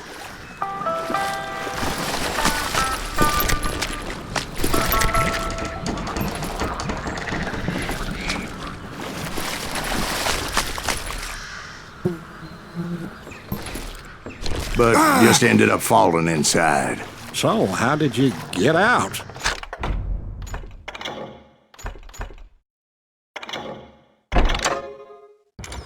The barn doors was open. About right then, I saw some suspicious characters running for the bushes. Of course, I followed them.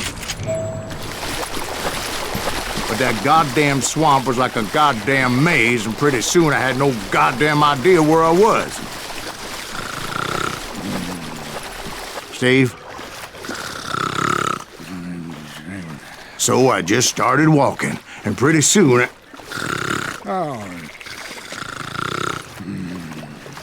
Steve? Steve! Huh? Oh, no, I'm listening. Indians surrounded me from all sides.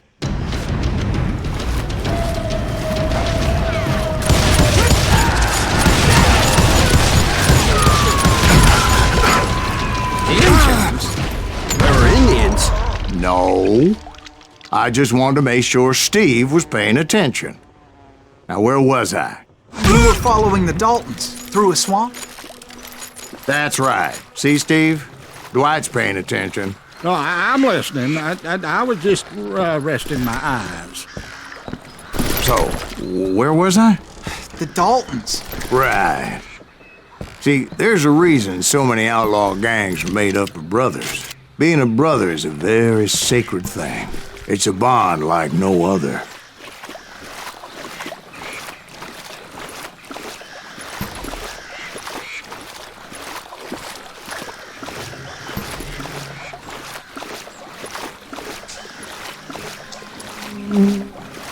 Bounty hunter! Stop that, son man! So did you ever find the damn Daltons? Not yet, but I did find a few of their cousins. You Kansans breed like rabbits. More Smiths or Heimhoffers or who knows what. But hell, what's more important than family? I bet Ben knows what I'm talking about.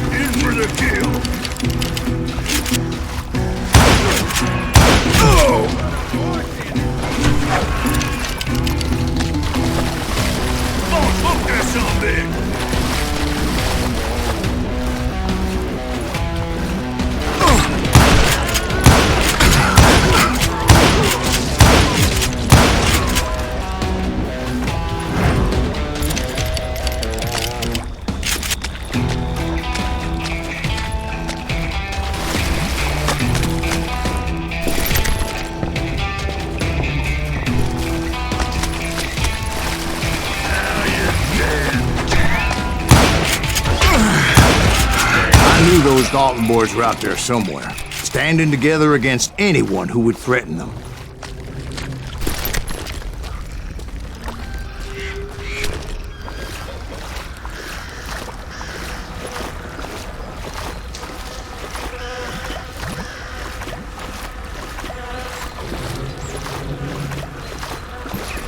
And that's when I saw it. A goddamn steamboat.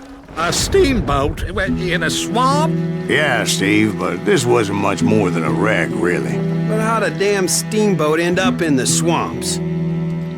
Guess it floated off during the flood of '89. Now, was it a stern-wheeler or a side-wheeler? What? Does that really make a difference, Steve? It was a steamboat with a goddamn army on board. It was then that a fusillade of bullets come raining down from on high, and those vigilantes who accompanied me weren't anywhere to be found. But among those men that were shooting at me, I thought I saw some familiar faces.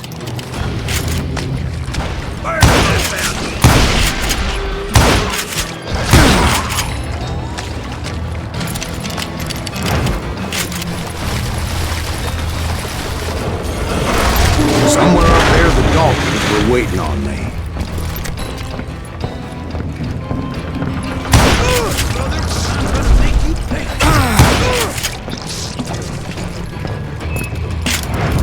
Sounds like you don't give up too easy.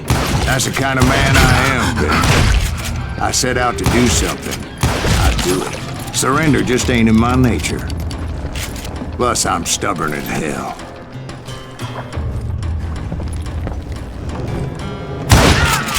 Asshole just killed Red? You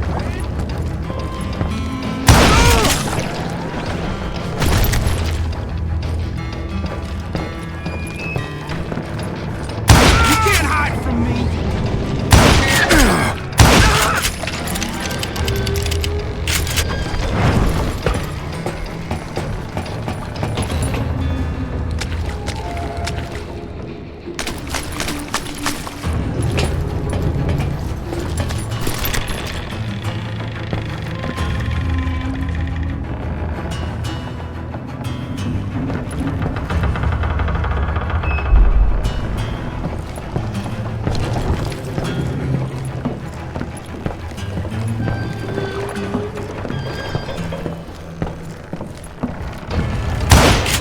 Right about then, much to my relief, the vigilantes finally arrived. Their leader motioned at a cabin in the middle of the top deck, pointing me directly at the Daltons. I finally had them, after months of dogged pursuit.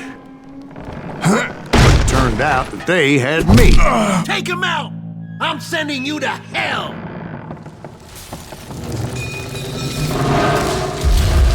The Daltons had played me like a fiddle. Apparently, the vigilantes were on their damn payroll. They didn't just want to shoot me. They wanted to burn me alive.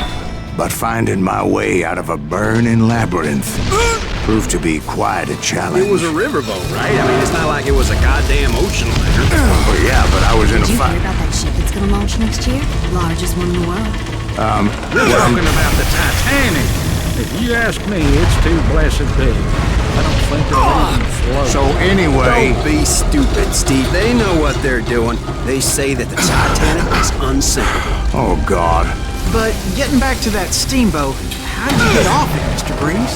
I took in a lot of smoke that day, so I admit my recollection might be a bit hazy. But somehow I managed to finally disembark. It was time to settle this once and for all.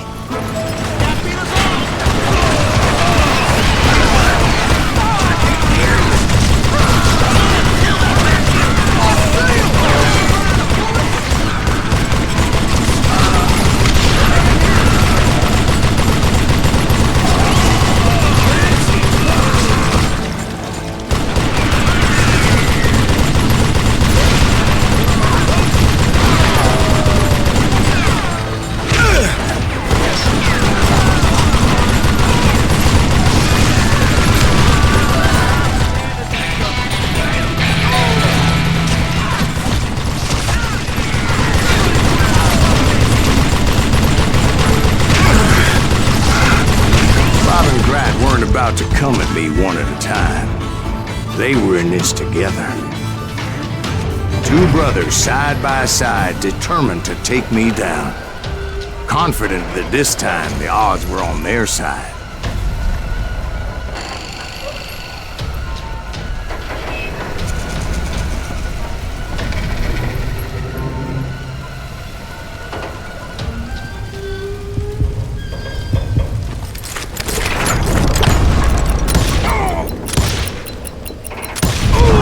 They got it wrong. A sad end for those two.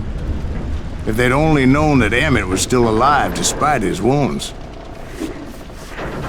Paroled 14 years later, he moved to California and sold real estate and lived off the legend of that fateful day.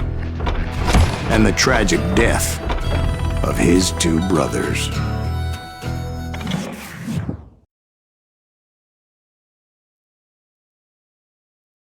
My own brothers died tragically as well, truth be told.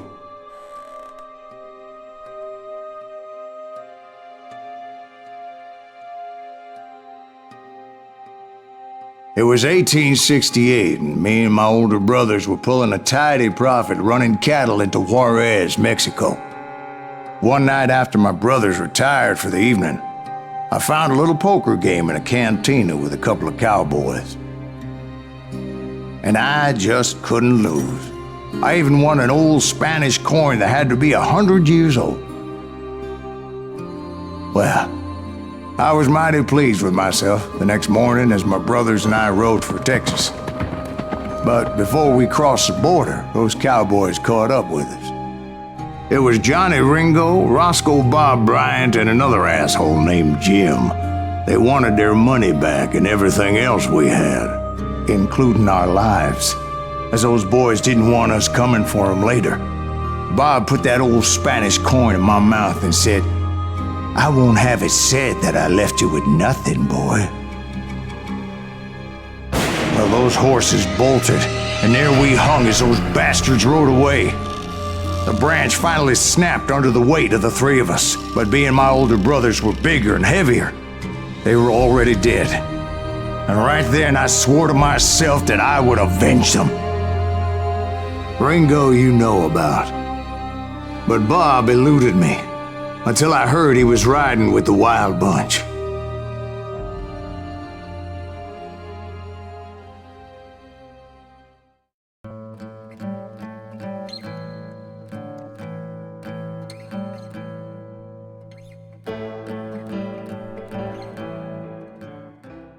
I'd been on their trail for months, ever since they left their hideout in the Bighorn Mountains. Led by Butch Cassidy, they were a loose association of outlaws who robbed banks and trains from Colorado to Montana. Among them was the Sundance Kid, and that murderous hombre I was tracking, Roscoe Bob Bryant. Were you a part of that giant Pinkerton posse after the Wild Bunch? No, boy. A circus like that would have slowed me down. Besides, I wanted Bryant all to myself. I'd heard about a large shipment of gold being transported to Wilcox, Wyoming on the Overland Flyer.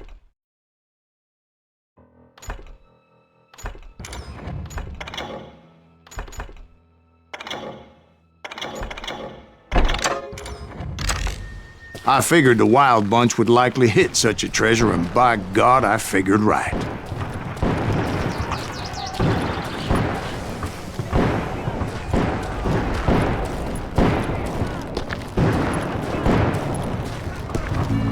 They blew the bridge with the intention of forcing the train to stop. Well, I assumed the Wild Bunch was likely in the still intact part of the train high above. I was determined to make that sumbitch Bob pay for what he did to my brothers.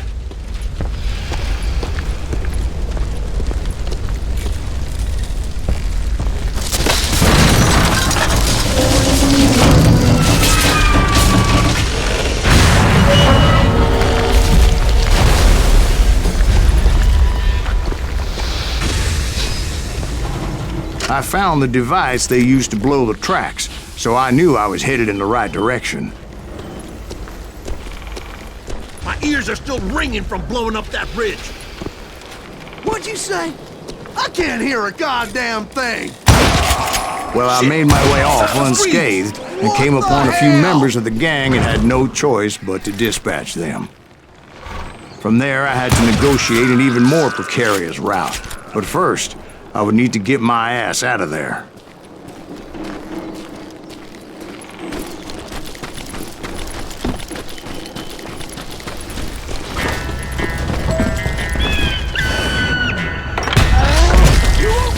I jumped from the frying pan into the fire as the train was clearly fixing to fall. I had found the gang, but in order to find old Bob, I needed to fight my way forward past a whole passel of desperados. Outside, inside, any way I could, I made my way towards my prey. Die, you bastard! Well, what about the passengers? It was mostly a freight train, as I recall. There were no passengers aboard that day.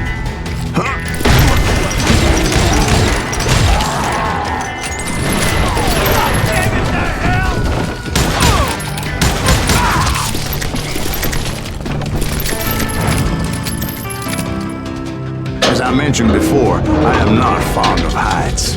But I was too busy dodging bullets to worry about falling to my death. Odds were I was likely to die that day anyway. So I was determined to take down as many of those bastards as I could.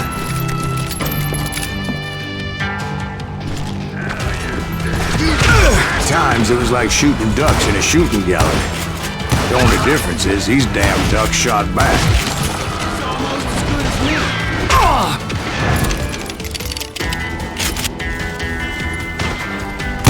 That's right. Run!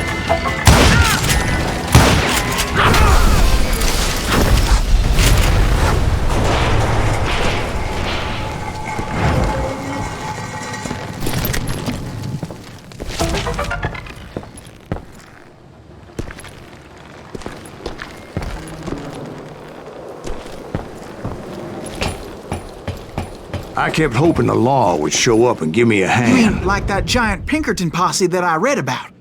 Did they come riding in, guns a-blazing to help?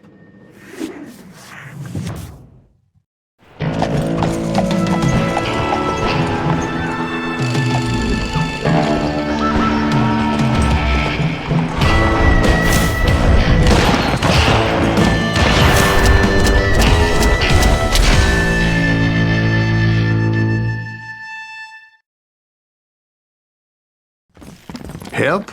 From the Pinkertons? No, son. I had to fight the wild bunch all by my lonesome, as usual.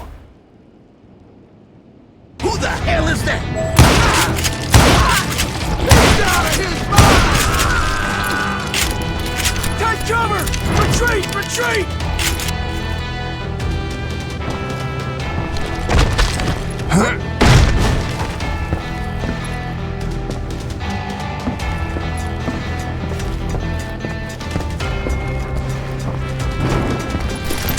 He's killing everybody! Hell's a coming!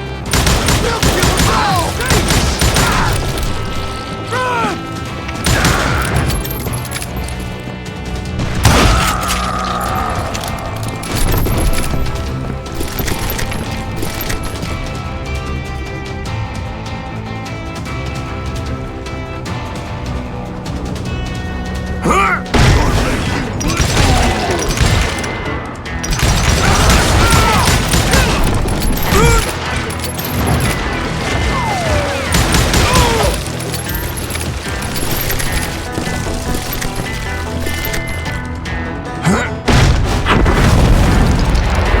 Guess is those dime novels didn't portray this as it happened, did they?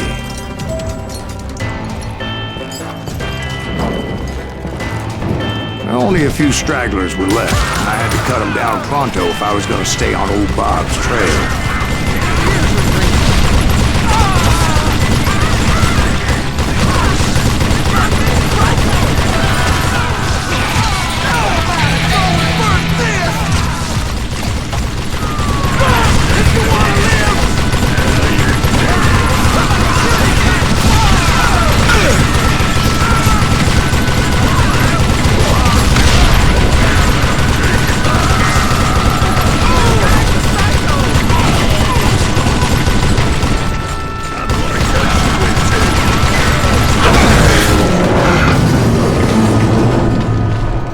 Once I silenced all those guns, I went searching for my nemesis, determined to finally have my justice. But the only survivor who welcomed me was George Flat-Nosed Curry. Who was he? The fastest gun in the gang. Right after Sundance, I mean. And Kid Curry, and maybe Elsie Lay. Though some folks might dispute that.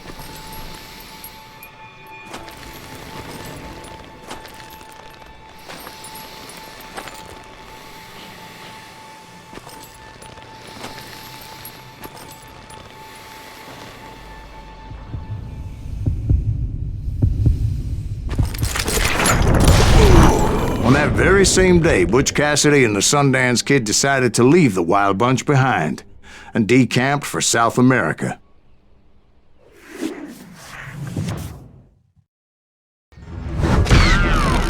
They ended up living down there for many years, but I'm sure you already know all about that.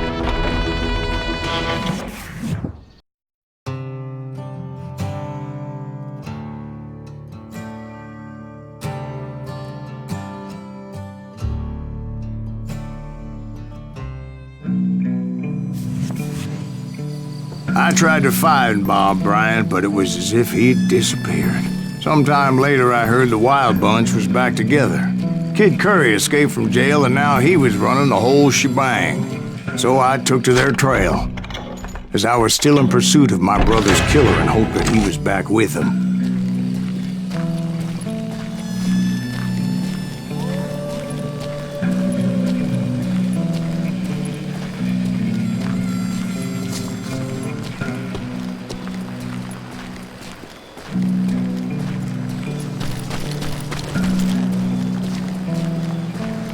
That Kid Curry's kinda crazy, ain't he? Don't let him hear you saying that. Anyways, I tracked those boys to a camp right outside Parachute, Colorado.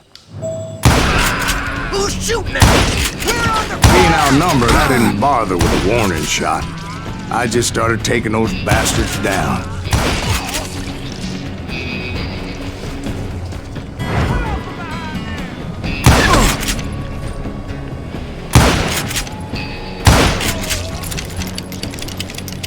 Old Bob wasn't among them, and neither was Kid Curry.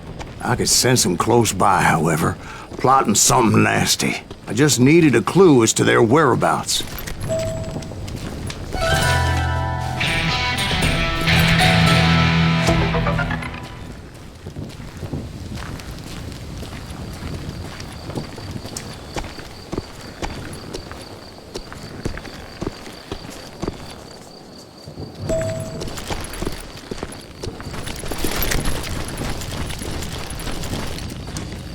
I found one. A map with their bold plan clearly marked. This time they were fixing to blow up a train trestle. Property of the Union Pacific.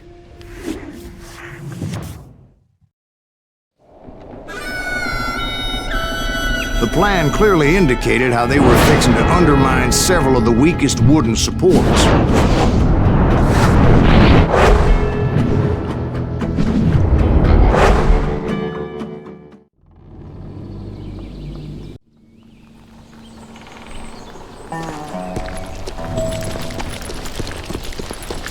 Kid Curry was considered the wildest of the Wild Bunch. It was said that he fathered 85 bastard children, though some say it was only 5. Kid Curry had bragged to a whore how he was gonna rob a train heading to the U.S. Mint in Denver. And that whore, Fat Sally, she told me.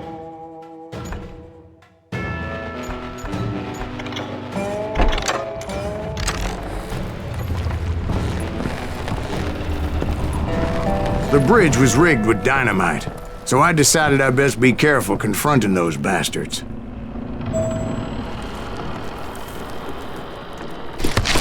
And I made it a point to remove any dynamite that I came across. A moment later, I saw a ladder that somehow had escaped my attention. Don't you blow us up now. Don't worry, I know what I'm doing.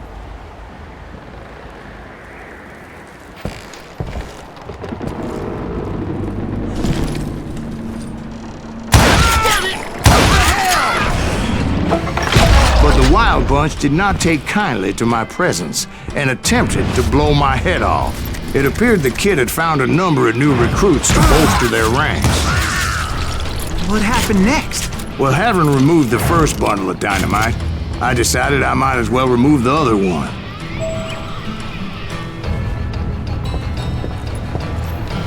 Once that was done, I figured I'd find my way from there.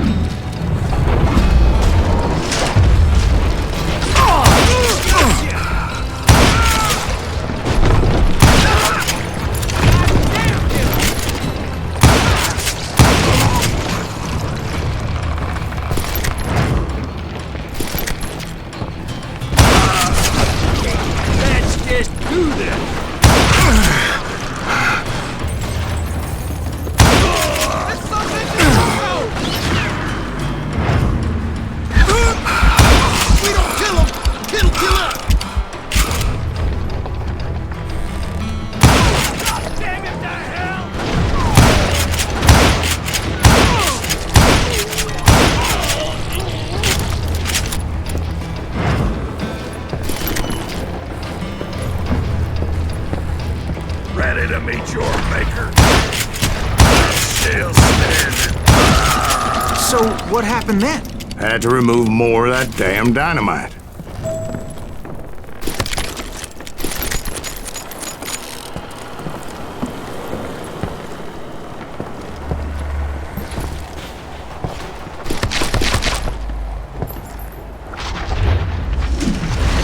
It must have been terrifying trying to make your way across. I was sweating it a bit, but then I noticed a footbridge tied up on high, so I shot the rope.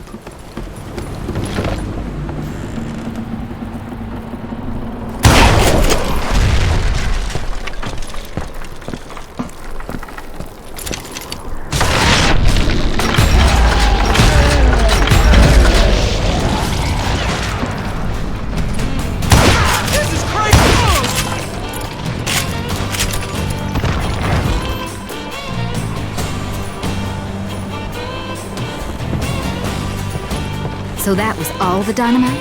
Funny you should mention that, darling. As actually there was a fourth charge impeding my progress. Once I removed it, my path was pretty clear.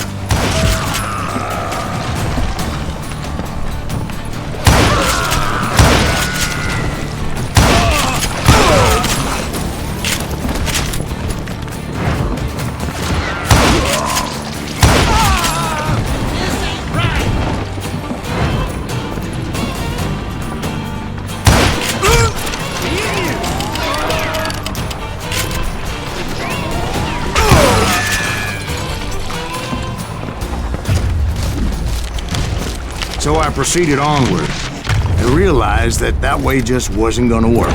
I needed an alternate path forward.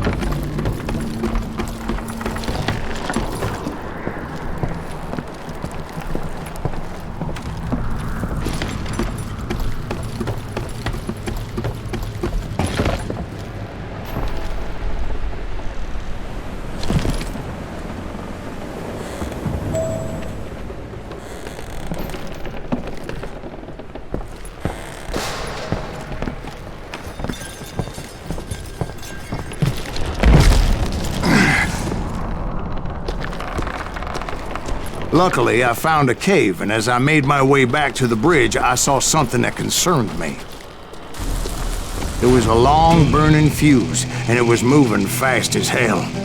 I had to catch it.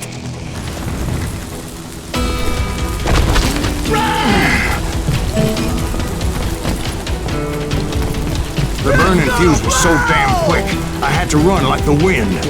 I almost had it, but no. Thought I was gonna have a coronary when I lost sight of those sparks. My heart was pounding like a sledgehammer. I knew that failure meant boom. Then, finally, at the last moment.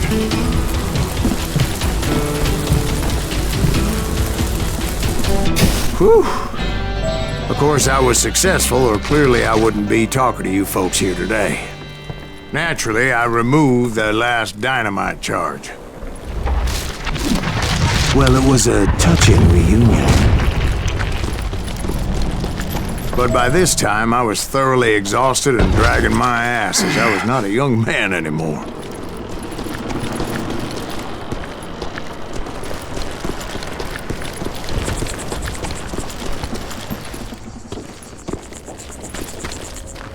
Kill that SOB!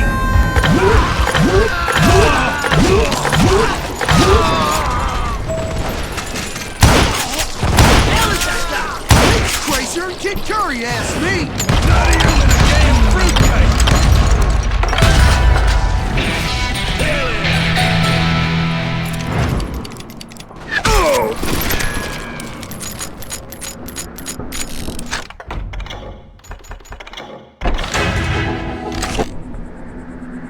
Kill that!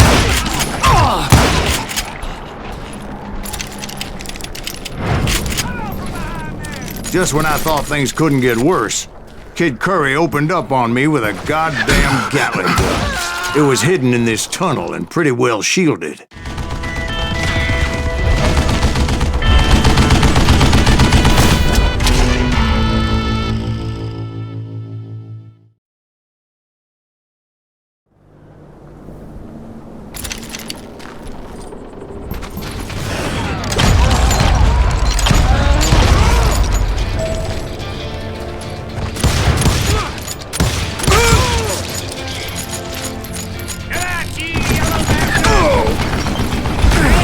Luckily, I had located some dynamite.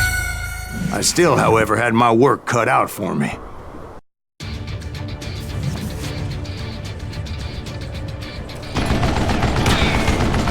Time for you to lay down and die! That enough? Last mistake you'll ever make! Hold him off while I reload! Are you kidding me? Do you know who I am? It's not fair! Damn it, I need some help here! Come on, boys! Take this something! Like this, cocksucker! Move it, boys! Stupid contraption!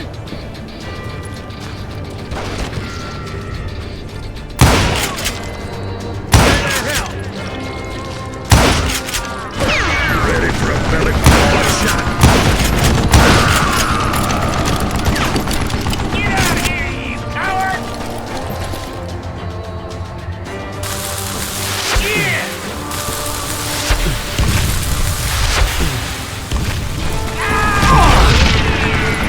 Time for you to lay down and die!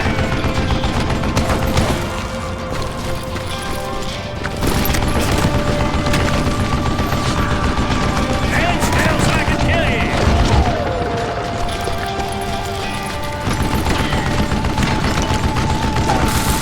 It's not fair! Do you know who I am? Are you kidding me, fat bastard? Eventually, I brought that tunnel down. And that's when I met Kid Curry himself. He had decided to stop pussyfooting around and deal with me personally. You're gonna bleed!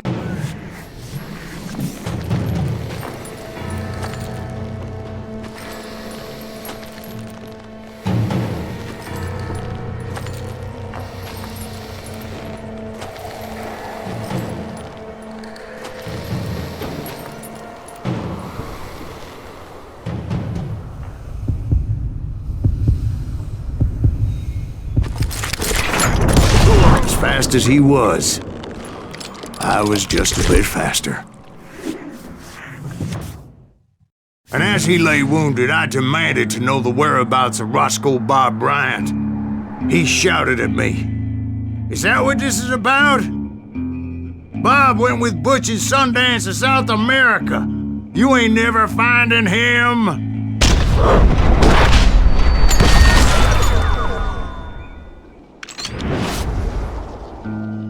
Those were his last words.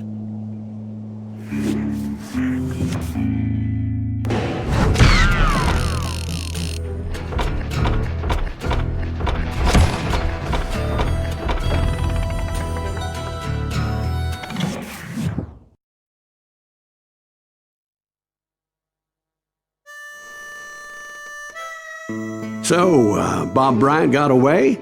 I knew I'd never find him in South America. What about the other killer? Yeah, you kinda glossed over that one.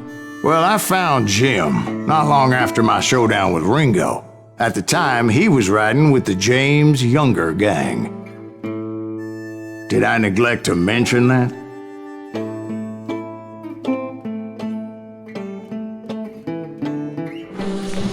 Jesse James?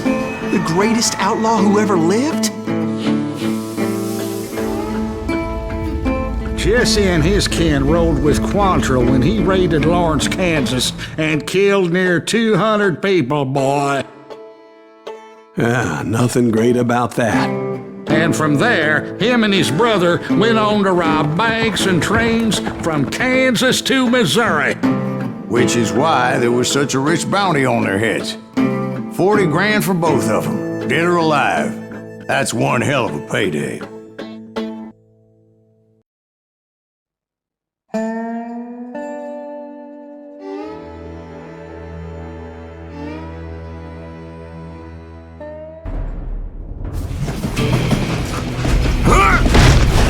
I confronted them as they were robbing a train.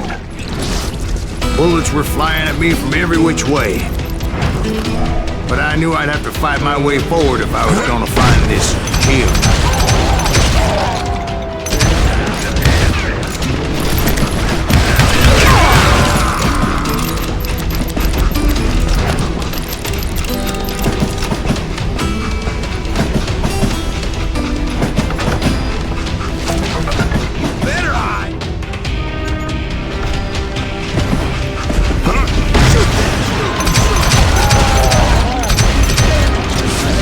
Now wait a second. Now, how'd they stop this train in the first place? Well, the James boys were experts at this.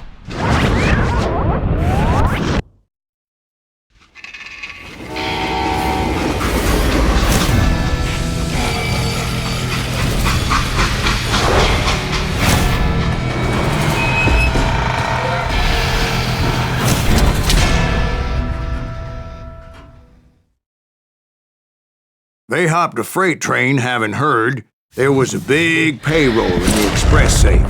So, I hopped the same train.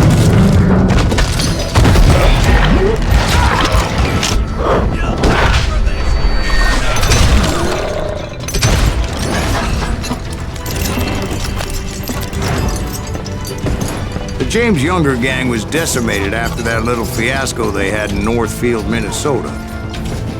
So Jesse needed more men and took on the killer I was after, along with a host of others. I was hoping to find my man and put a bullet in his head. Climbing around that train, I must have swallowed 100 damn bugs before I reached James that... Younger gang pulled the first train robbery west of the Mississippi. Sounds like you hold them in high regard. Everyone knows they were the most famous outlaw gang ever.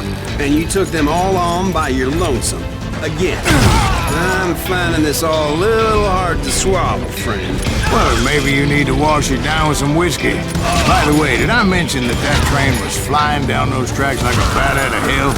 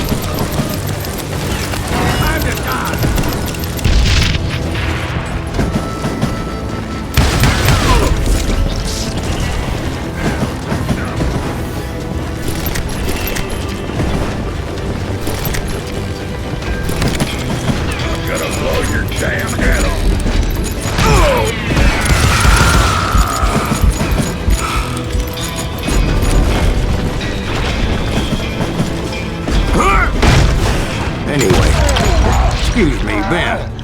Where would I find the gentleman's facilities? Suddenly I have an urgent need to drain my one-eyed snake. Well, I've had more than a few drinks, and I've been sitting here for quite a spell. Right through there. Let me show you.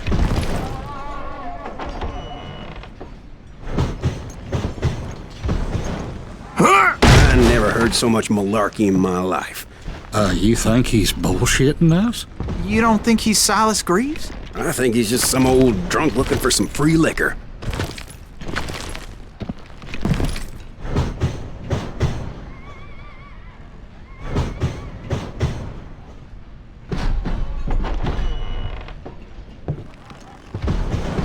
I don't know, Jack. I think I believe him. You don't think he met Jesse James? Oh, you gotta be kidding me. That story makes no sense at all. Jack. I mean, you gotta be 2 bricks short of a load to believe that cock and bull story. I don't agree. Jack, lay off the But bar. you seriously think that tired old man went toe-to-toe with Jesse James? Well, that's better. Did I mention that this Jim was married to the infamous Belle Starr? Of course, I didn't learn that until later. Anyway, I made my way forward the best I could. Around the sides, over the roof. At some point, some sumbitch saw me and shouted out, "It's the damn Pinkertons!" Damn Pinkertons! Now, I never worked for that limey cocksucker, but I guess they assumed I was one of his assassins. Those evil bastards firebombed Jesse's mother's house and killed his stepbrother. So it's no wonder each and every asshole on that train wanted me dead. Everybody's always mistaking you for somebody else, aren't they? Why is that, I wonder? Don't rightly know, Jack. I'm just telling you how I remember it. I bet you are. Can't hide forever!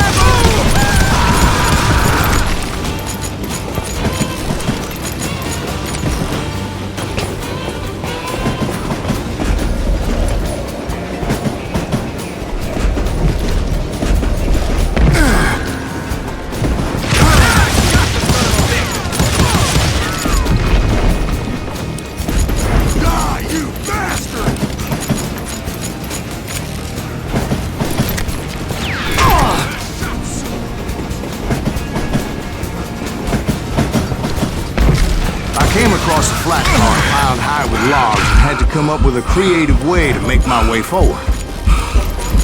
You can run!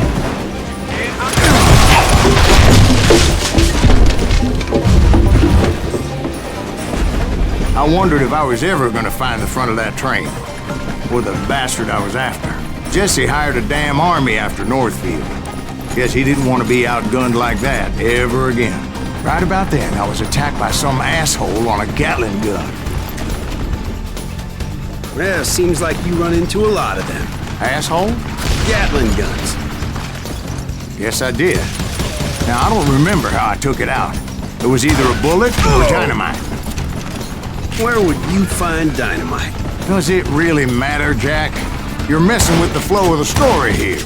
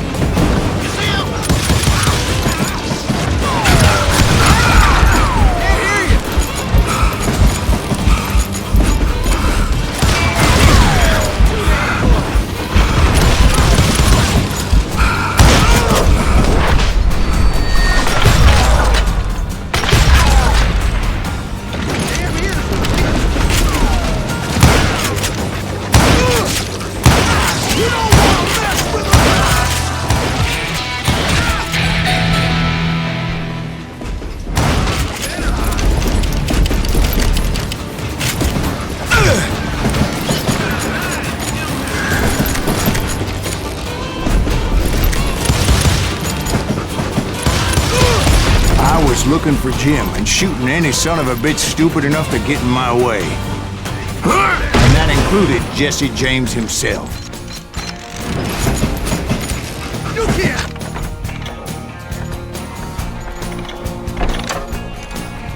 James gang!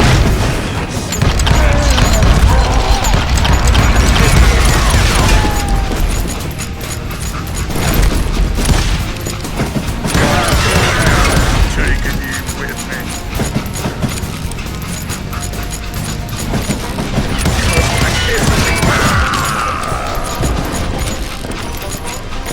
There sure were a lot of men determined to die that day.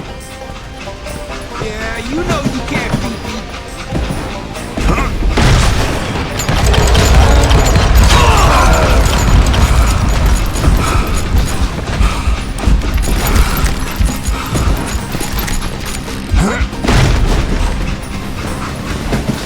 It was then that Jesse detached the express car from the rest of the damn train. I could see Jesse waiting for me, fixing to kill me so he could get away with all that money.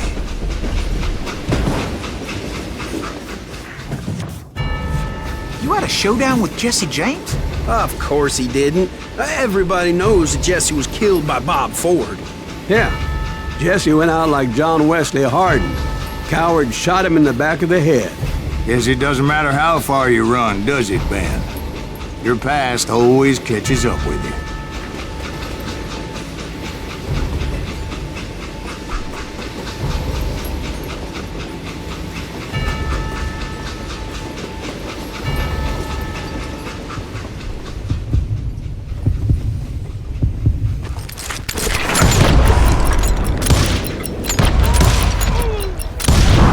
Yeah, I didn't kill Jesse James. Just wounded him bad enough to convince him to hang up his guns. What about that Jim fella? What happened to him? I figure he was up front with a gun to the engineer's head. That bastard slipped away again. I'll tell you how I got him. But first I need to wet my whistle.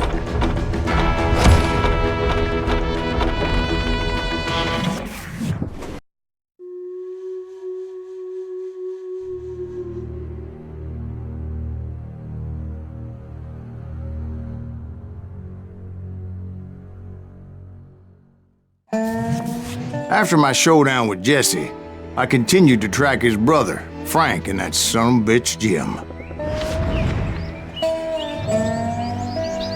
I followed those bastards into the high mountains as they were going to ground. What mountains would that be? Somewhere in the Ozarks, I believe. The perfect place to hide out from the authorities.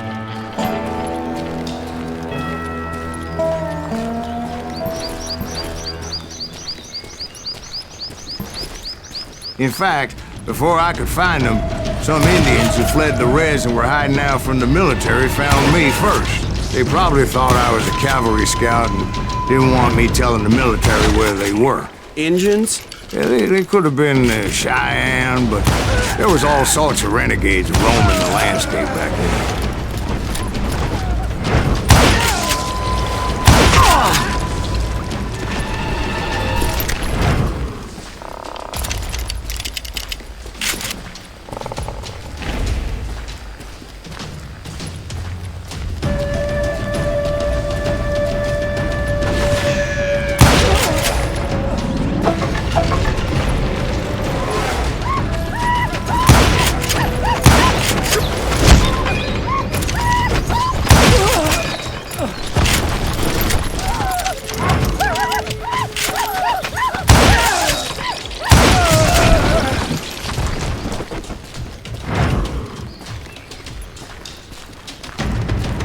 Hey, how about another whiskey, Ben?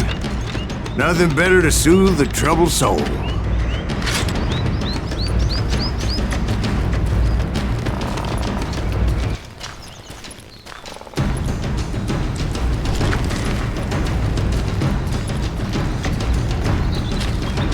Now, where was I?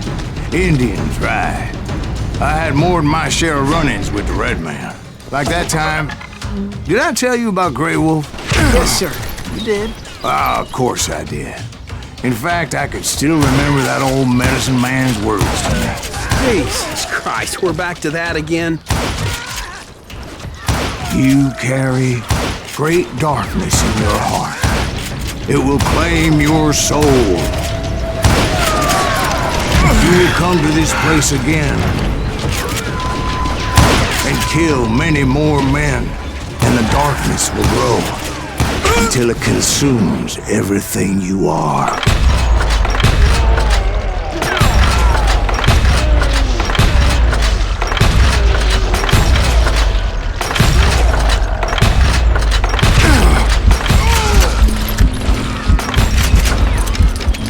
So, did you ever find it? The man you are after? Let me ask you something, Ben. You ever think about death? Mr. Greaves, are you all right? Ooh, death. Oh, death. Won't you spare me over till another year? What is this that I can't see, with ice cold hands taking hold of me? Well, I am death, none can excel. I'll open the door to heaven or hell. Oh, death, oh, death. Won't you spare me over till another year? So, are you gonna answer the question? What question is that? Jim Reed. Did you ever find him? Reed was indeed that son-bitch's surname. That's right, Ben. A despicable character. I remember him laughing like a hyena that cold morning they lynched me and my brothers. He was intent on avoiding my vengeance, but nothing was gonna stop me. Nothing.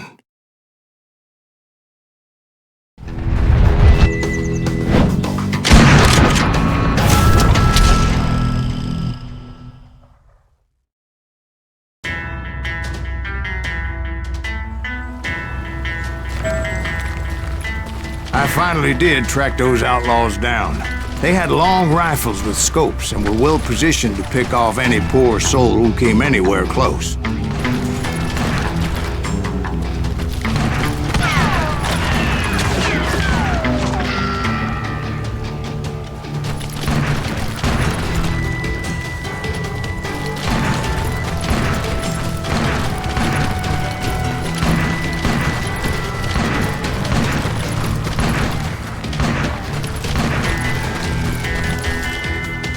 I'm guessing Frank James believed I was responsible for the demise of his brother Jesse. I couldn't really disagree with the man, as I thought Jesse was dead then as well. He backed off as I closed in on him, but he was still intent on killing me. And when I closed in on him again, he backed off again, looking for a better angle on me.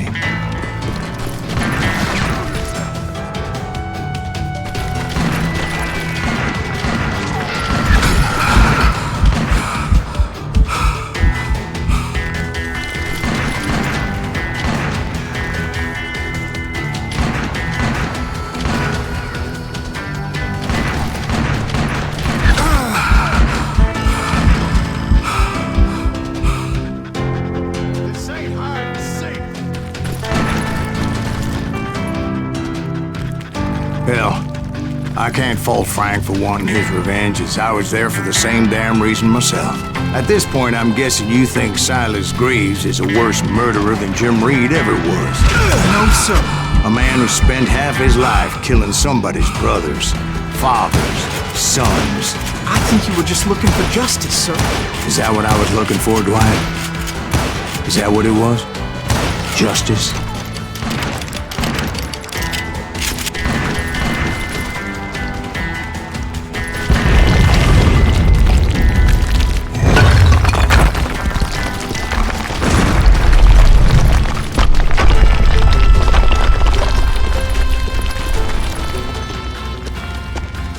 Isn't that why you were hunting the James gang? The James gang. Right. I finally found Frank holed up in his mountain cabin, and he was determined to have me dead.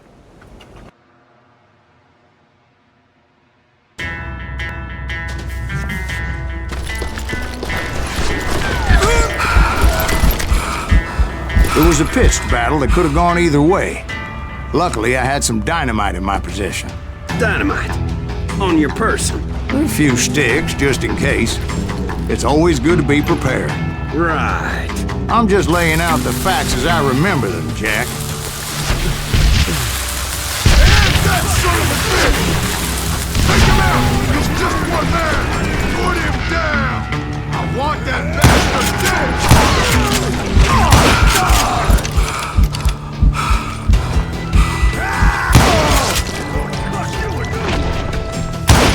Gonna cut you a new style!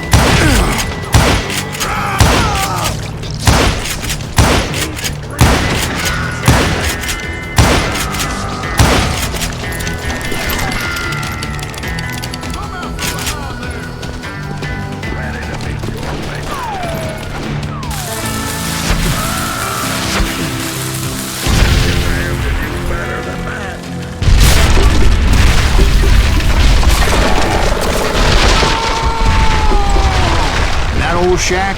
Well, it went tumbling right off that cliff. With Frank James still in it? Yes, sir. But Frank James is still alive, living in Missouri, showing folks around the family farm for 25 cents a tour. I didn't say he died in the fall, now did I?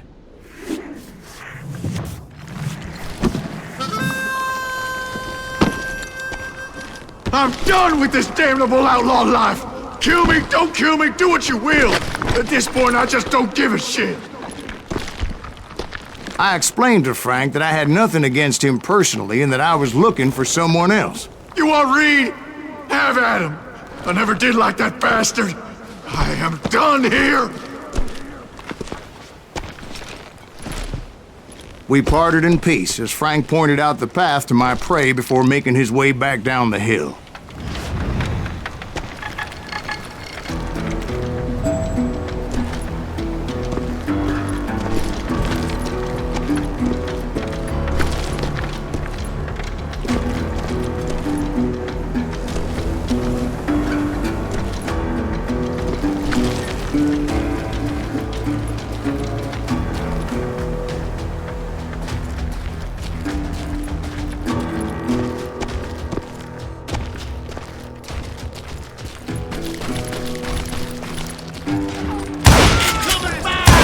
So, what happened with Reed? Well, I finally found the last of the gang hiding in a nearby cave.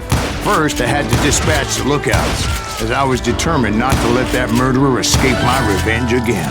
But rather than wander in willy-nilly, I decided it would be better to smoke that son-of-a-bitch out. Hey, Reed! I shouted. No wonder you're so ornery. Can't be easy being married to Belle Starr. While you're off providing for the family, she's spreading her legs for every Tom, Dick, and Cole Younger. Not an attractive woman exactly, but very friendly. At least she was to me. Son of a bitch! It was then that the last bunch of bandits jumped out of hiding. Why won't this asshole give up? Will someone please kill him?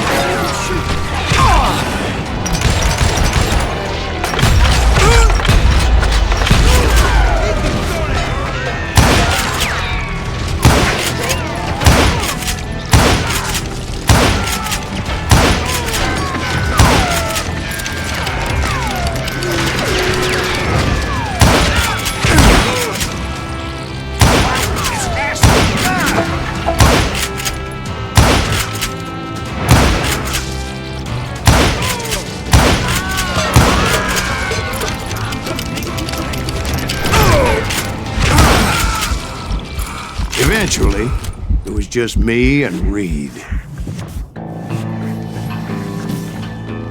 I had waited a long time to face him down, so I could repay him for what he did to my brothers.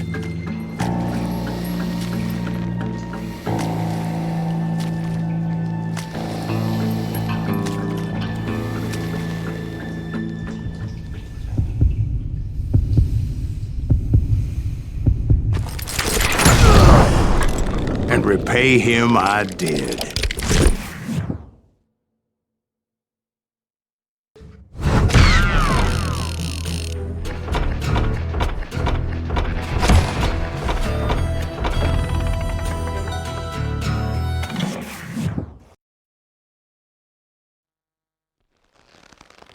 Well, I don't know about you boys, but I'm pretty beat. Well, it's too damn bad you never found that Bob character. Seems a shame you never had to pay. Well, funny thing about that, I did have one more chance at him.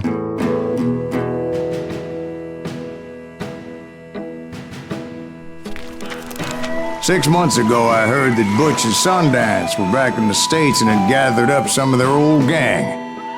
I tracked them down, hoping that Roscoe Bob Bryant had returned with them. So you're saying they didn't die down in Bolivia? That's what I'm saying.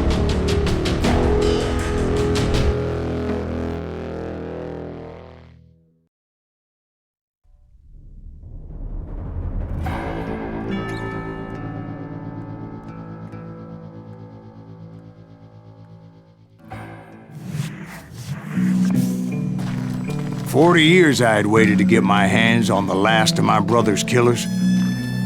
Not even an army of demons could have stopped me now.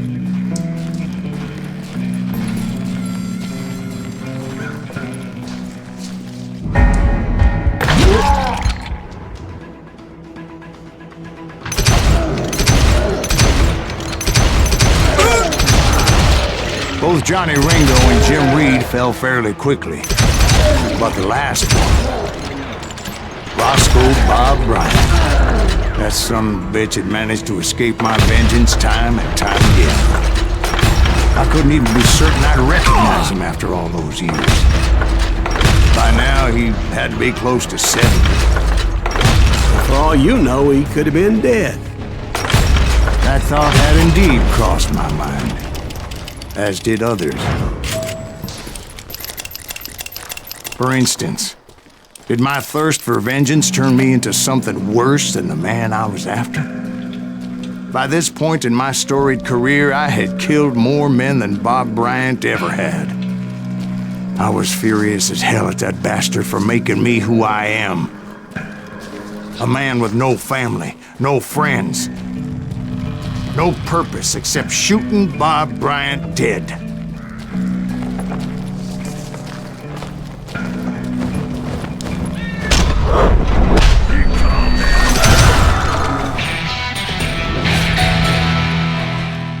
Nothing could stop me from taking his life. I'd been after that killer forever, from the time I rode with Billy the Kid. But that chapter of my story you already know. Chapter of that fairy tale, you mean? Suddenly it was 1910. There I was, an old man roaming a ghost town dead almost 2 decades.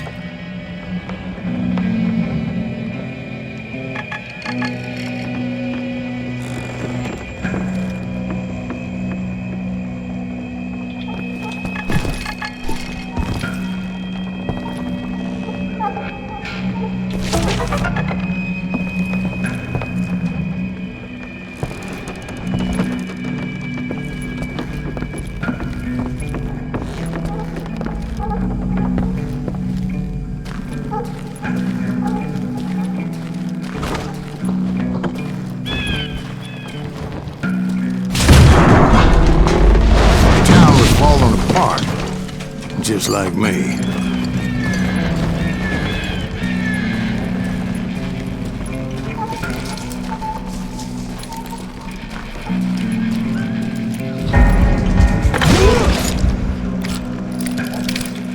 But I wasn't about to call it quits.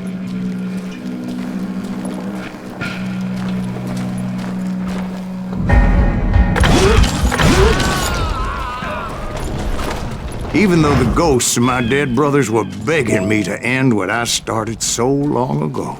Mr. Graves, are you all right? Would you like some water? The Wild Bunch knew I was there.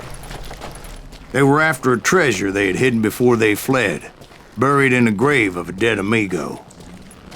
Some folks think the town is haunted, so they figured there wouldn't be many people poking around. I intended to fill that grave with Bob Bryant's corpse. But like I said, the bandits knew I was on to them. They lured me in and hit me with everything they had. Who the hell is that old man?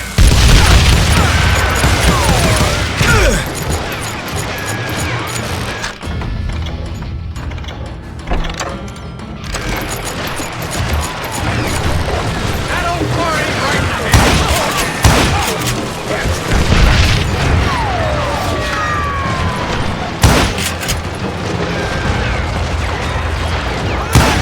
But you obviously prevailed since you're sitting here down. Actually, in that moment, I did not prevail. So I suppose we're talking to a ghost. Funny you should put it like that, Jack.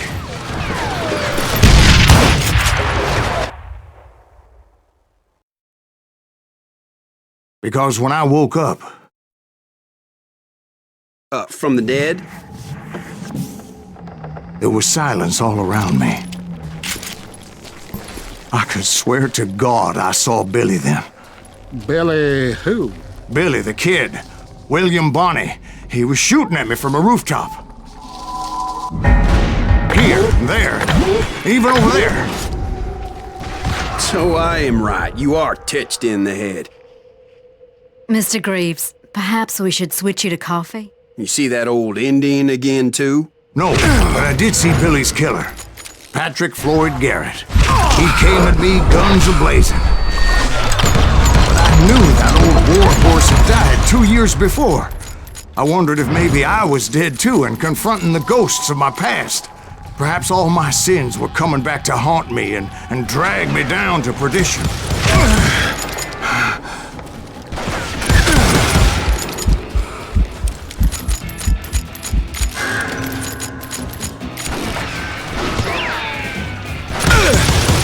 I saw Henry Plummer throw dynamite at me.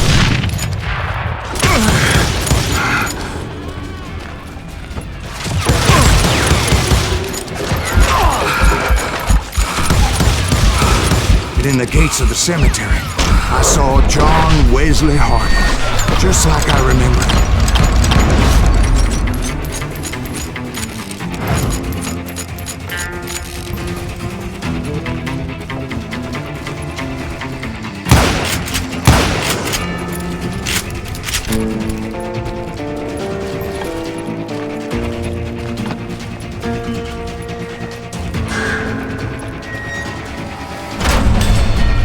Robert Ollinger appeared with his terrible double-barrel shotgun.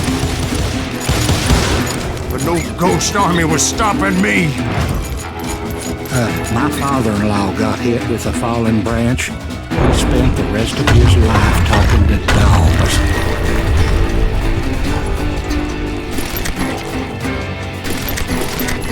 Newman Hayes Clanton, William Brocious, John Peters Ringo, they all wanted me dead.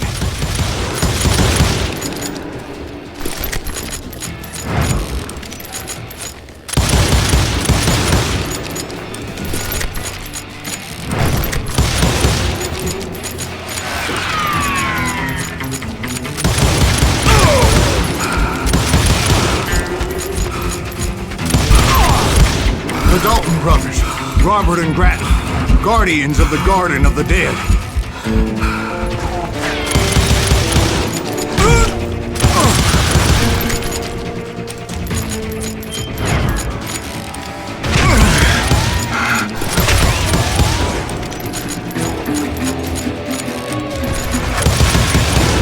George Curry and Harvey Logan, alias Kid Curry, both thirsty for vengeance from the great beyond.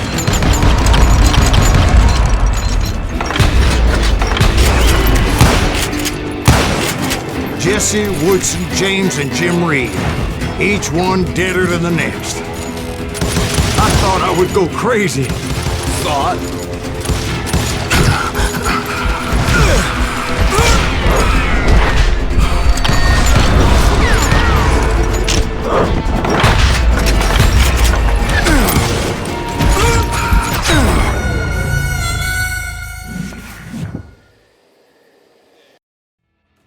The Dalton brothers, Robert and Grattan, guardians of the Garden of the Dead.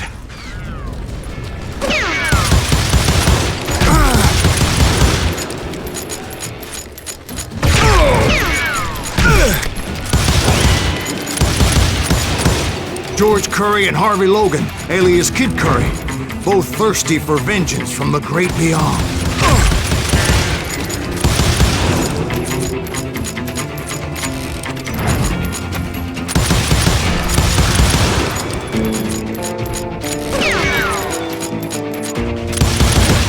Jesse, Woodson, James, and Jim Reed, each one deader than the next.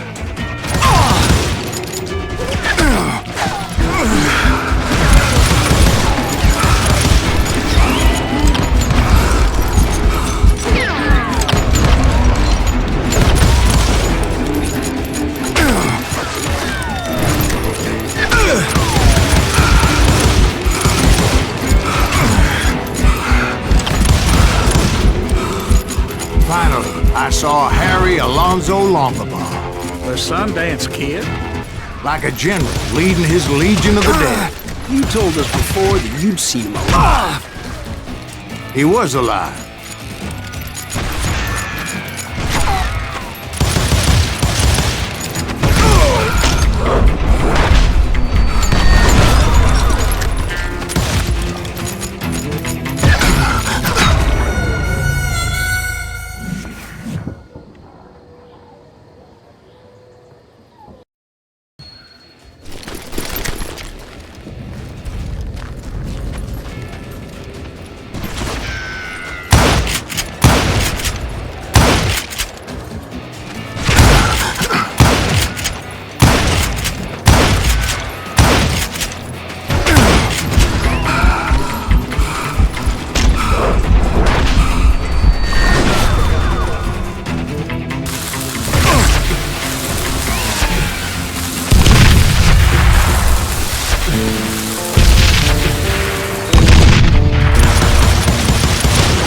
Then I heard a voice call to me from afar. It was Robert Leroy Parker, a.k.a. Butch Cassidy, coming at me from out of the fog. Thanks for taking care of that bastard.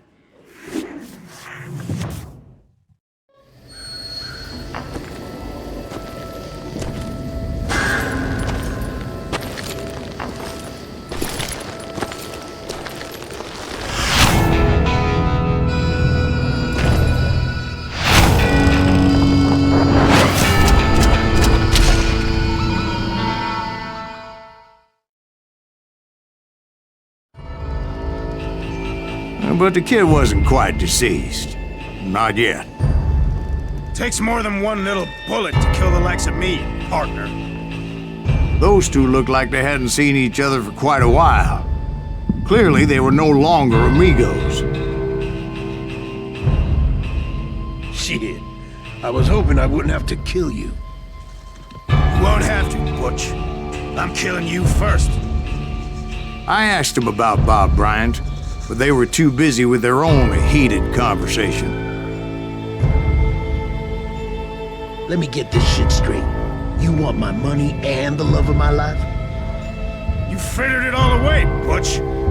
Etta's mine. So is that damn money. I didn't want to shoot anybody until I had an answer to my question, but those boys didn't give me much of a choice.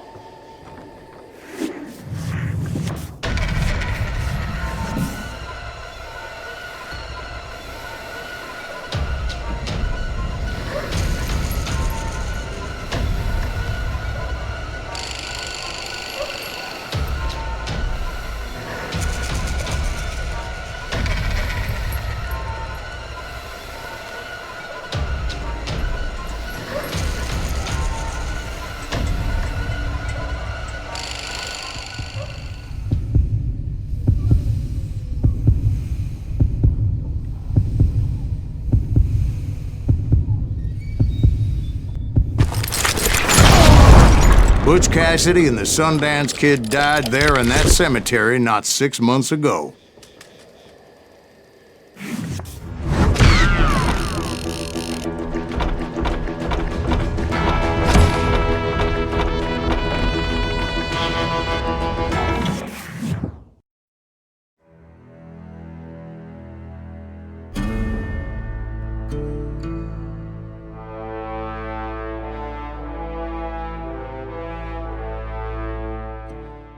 Butch Cassidy and the Sundance Kid were killed by the Bolivian army. Everybody knows that. That's the legend, but it ain't the truth. So, you never found Bob? There is no Bob. This old sumbitch ain't even Silas Greaves. Sir, is that true? Have you been pulling our legs this whole time?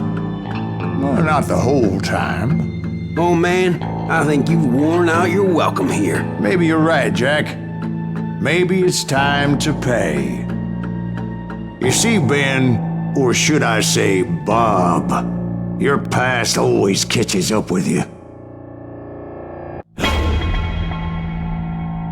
I was a different man back then, crazy.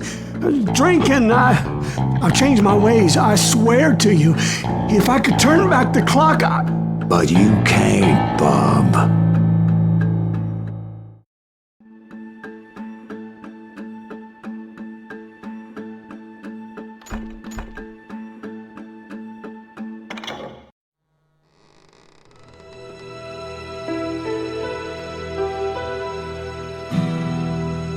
Why'd you toy with me like that? Telling those tales, knowing all along. Why not just lay your cards on the table? Here. I won't have it said that I left you with nothing. That's how you want it? So be it. Holy shit! Right, Molly, move against that wall. Go!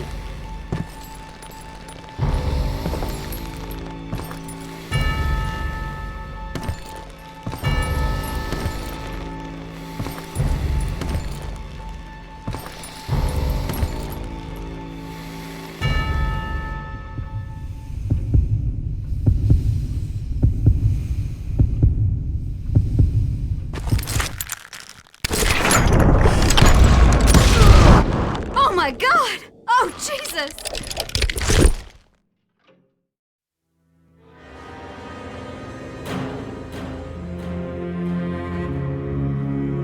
Did you know it was him all along? Cassidy told me Bob was in Abilene before he died.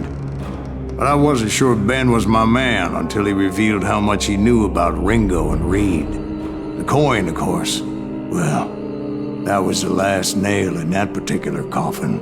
I better go get the sheriff. You okay, boy? You're looking mighty shook up. Dwight, maybe you best go home. Young Eisenhower here is leaving for West Point tomorrow. He shouldn't get caught up in something like this. I think I might head out myself at this juncture. Unless you want to stop me, Jack. No, sir, Mr. Greaves. So where you going now? Now that you had your revenge? Doesn't really matter, does it? As I've sold my soul for it, and will never again walk with those I have lost.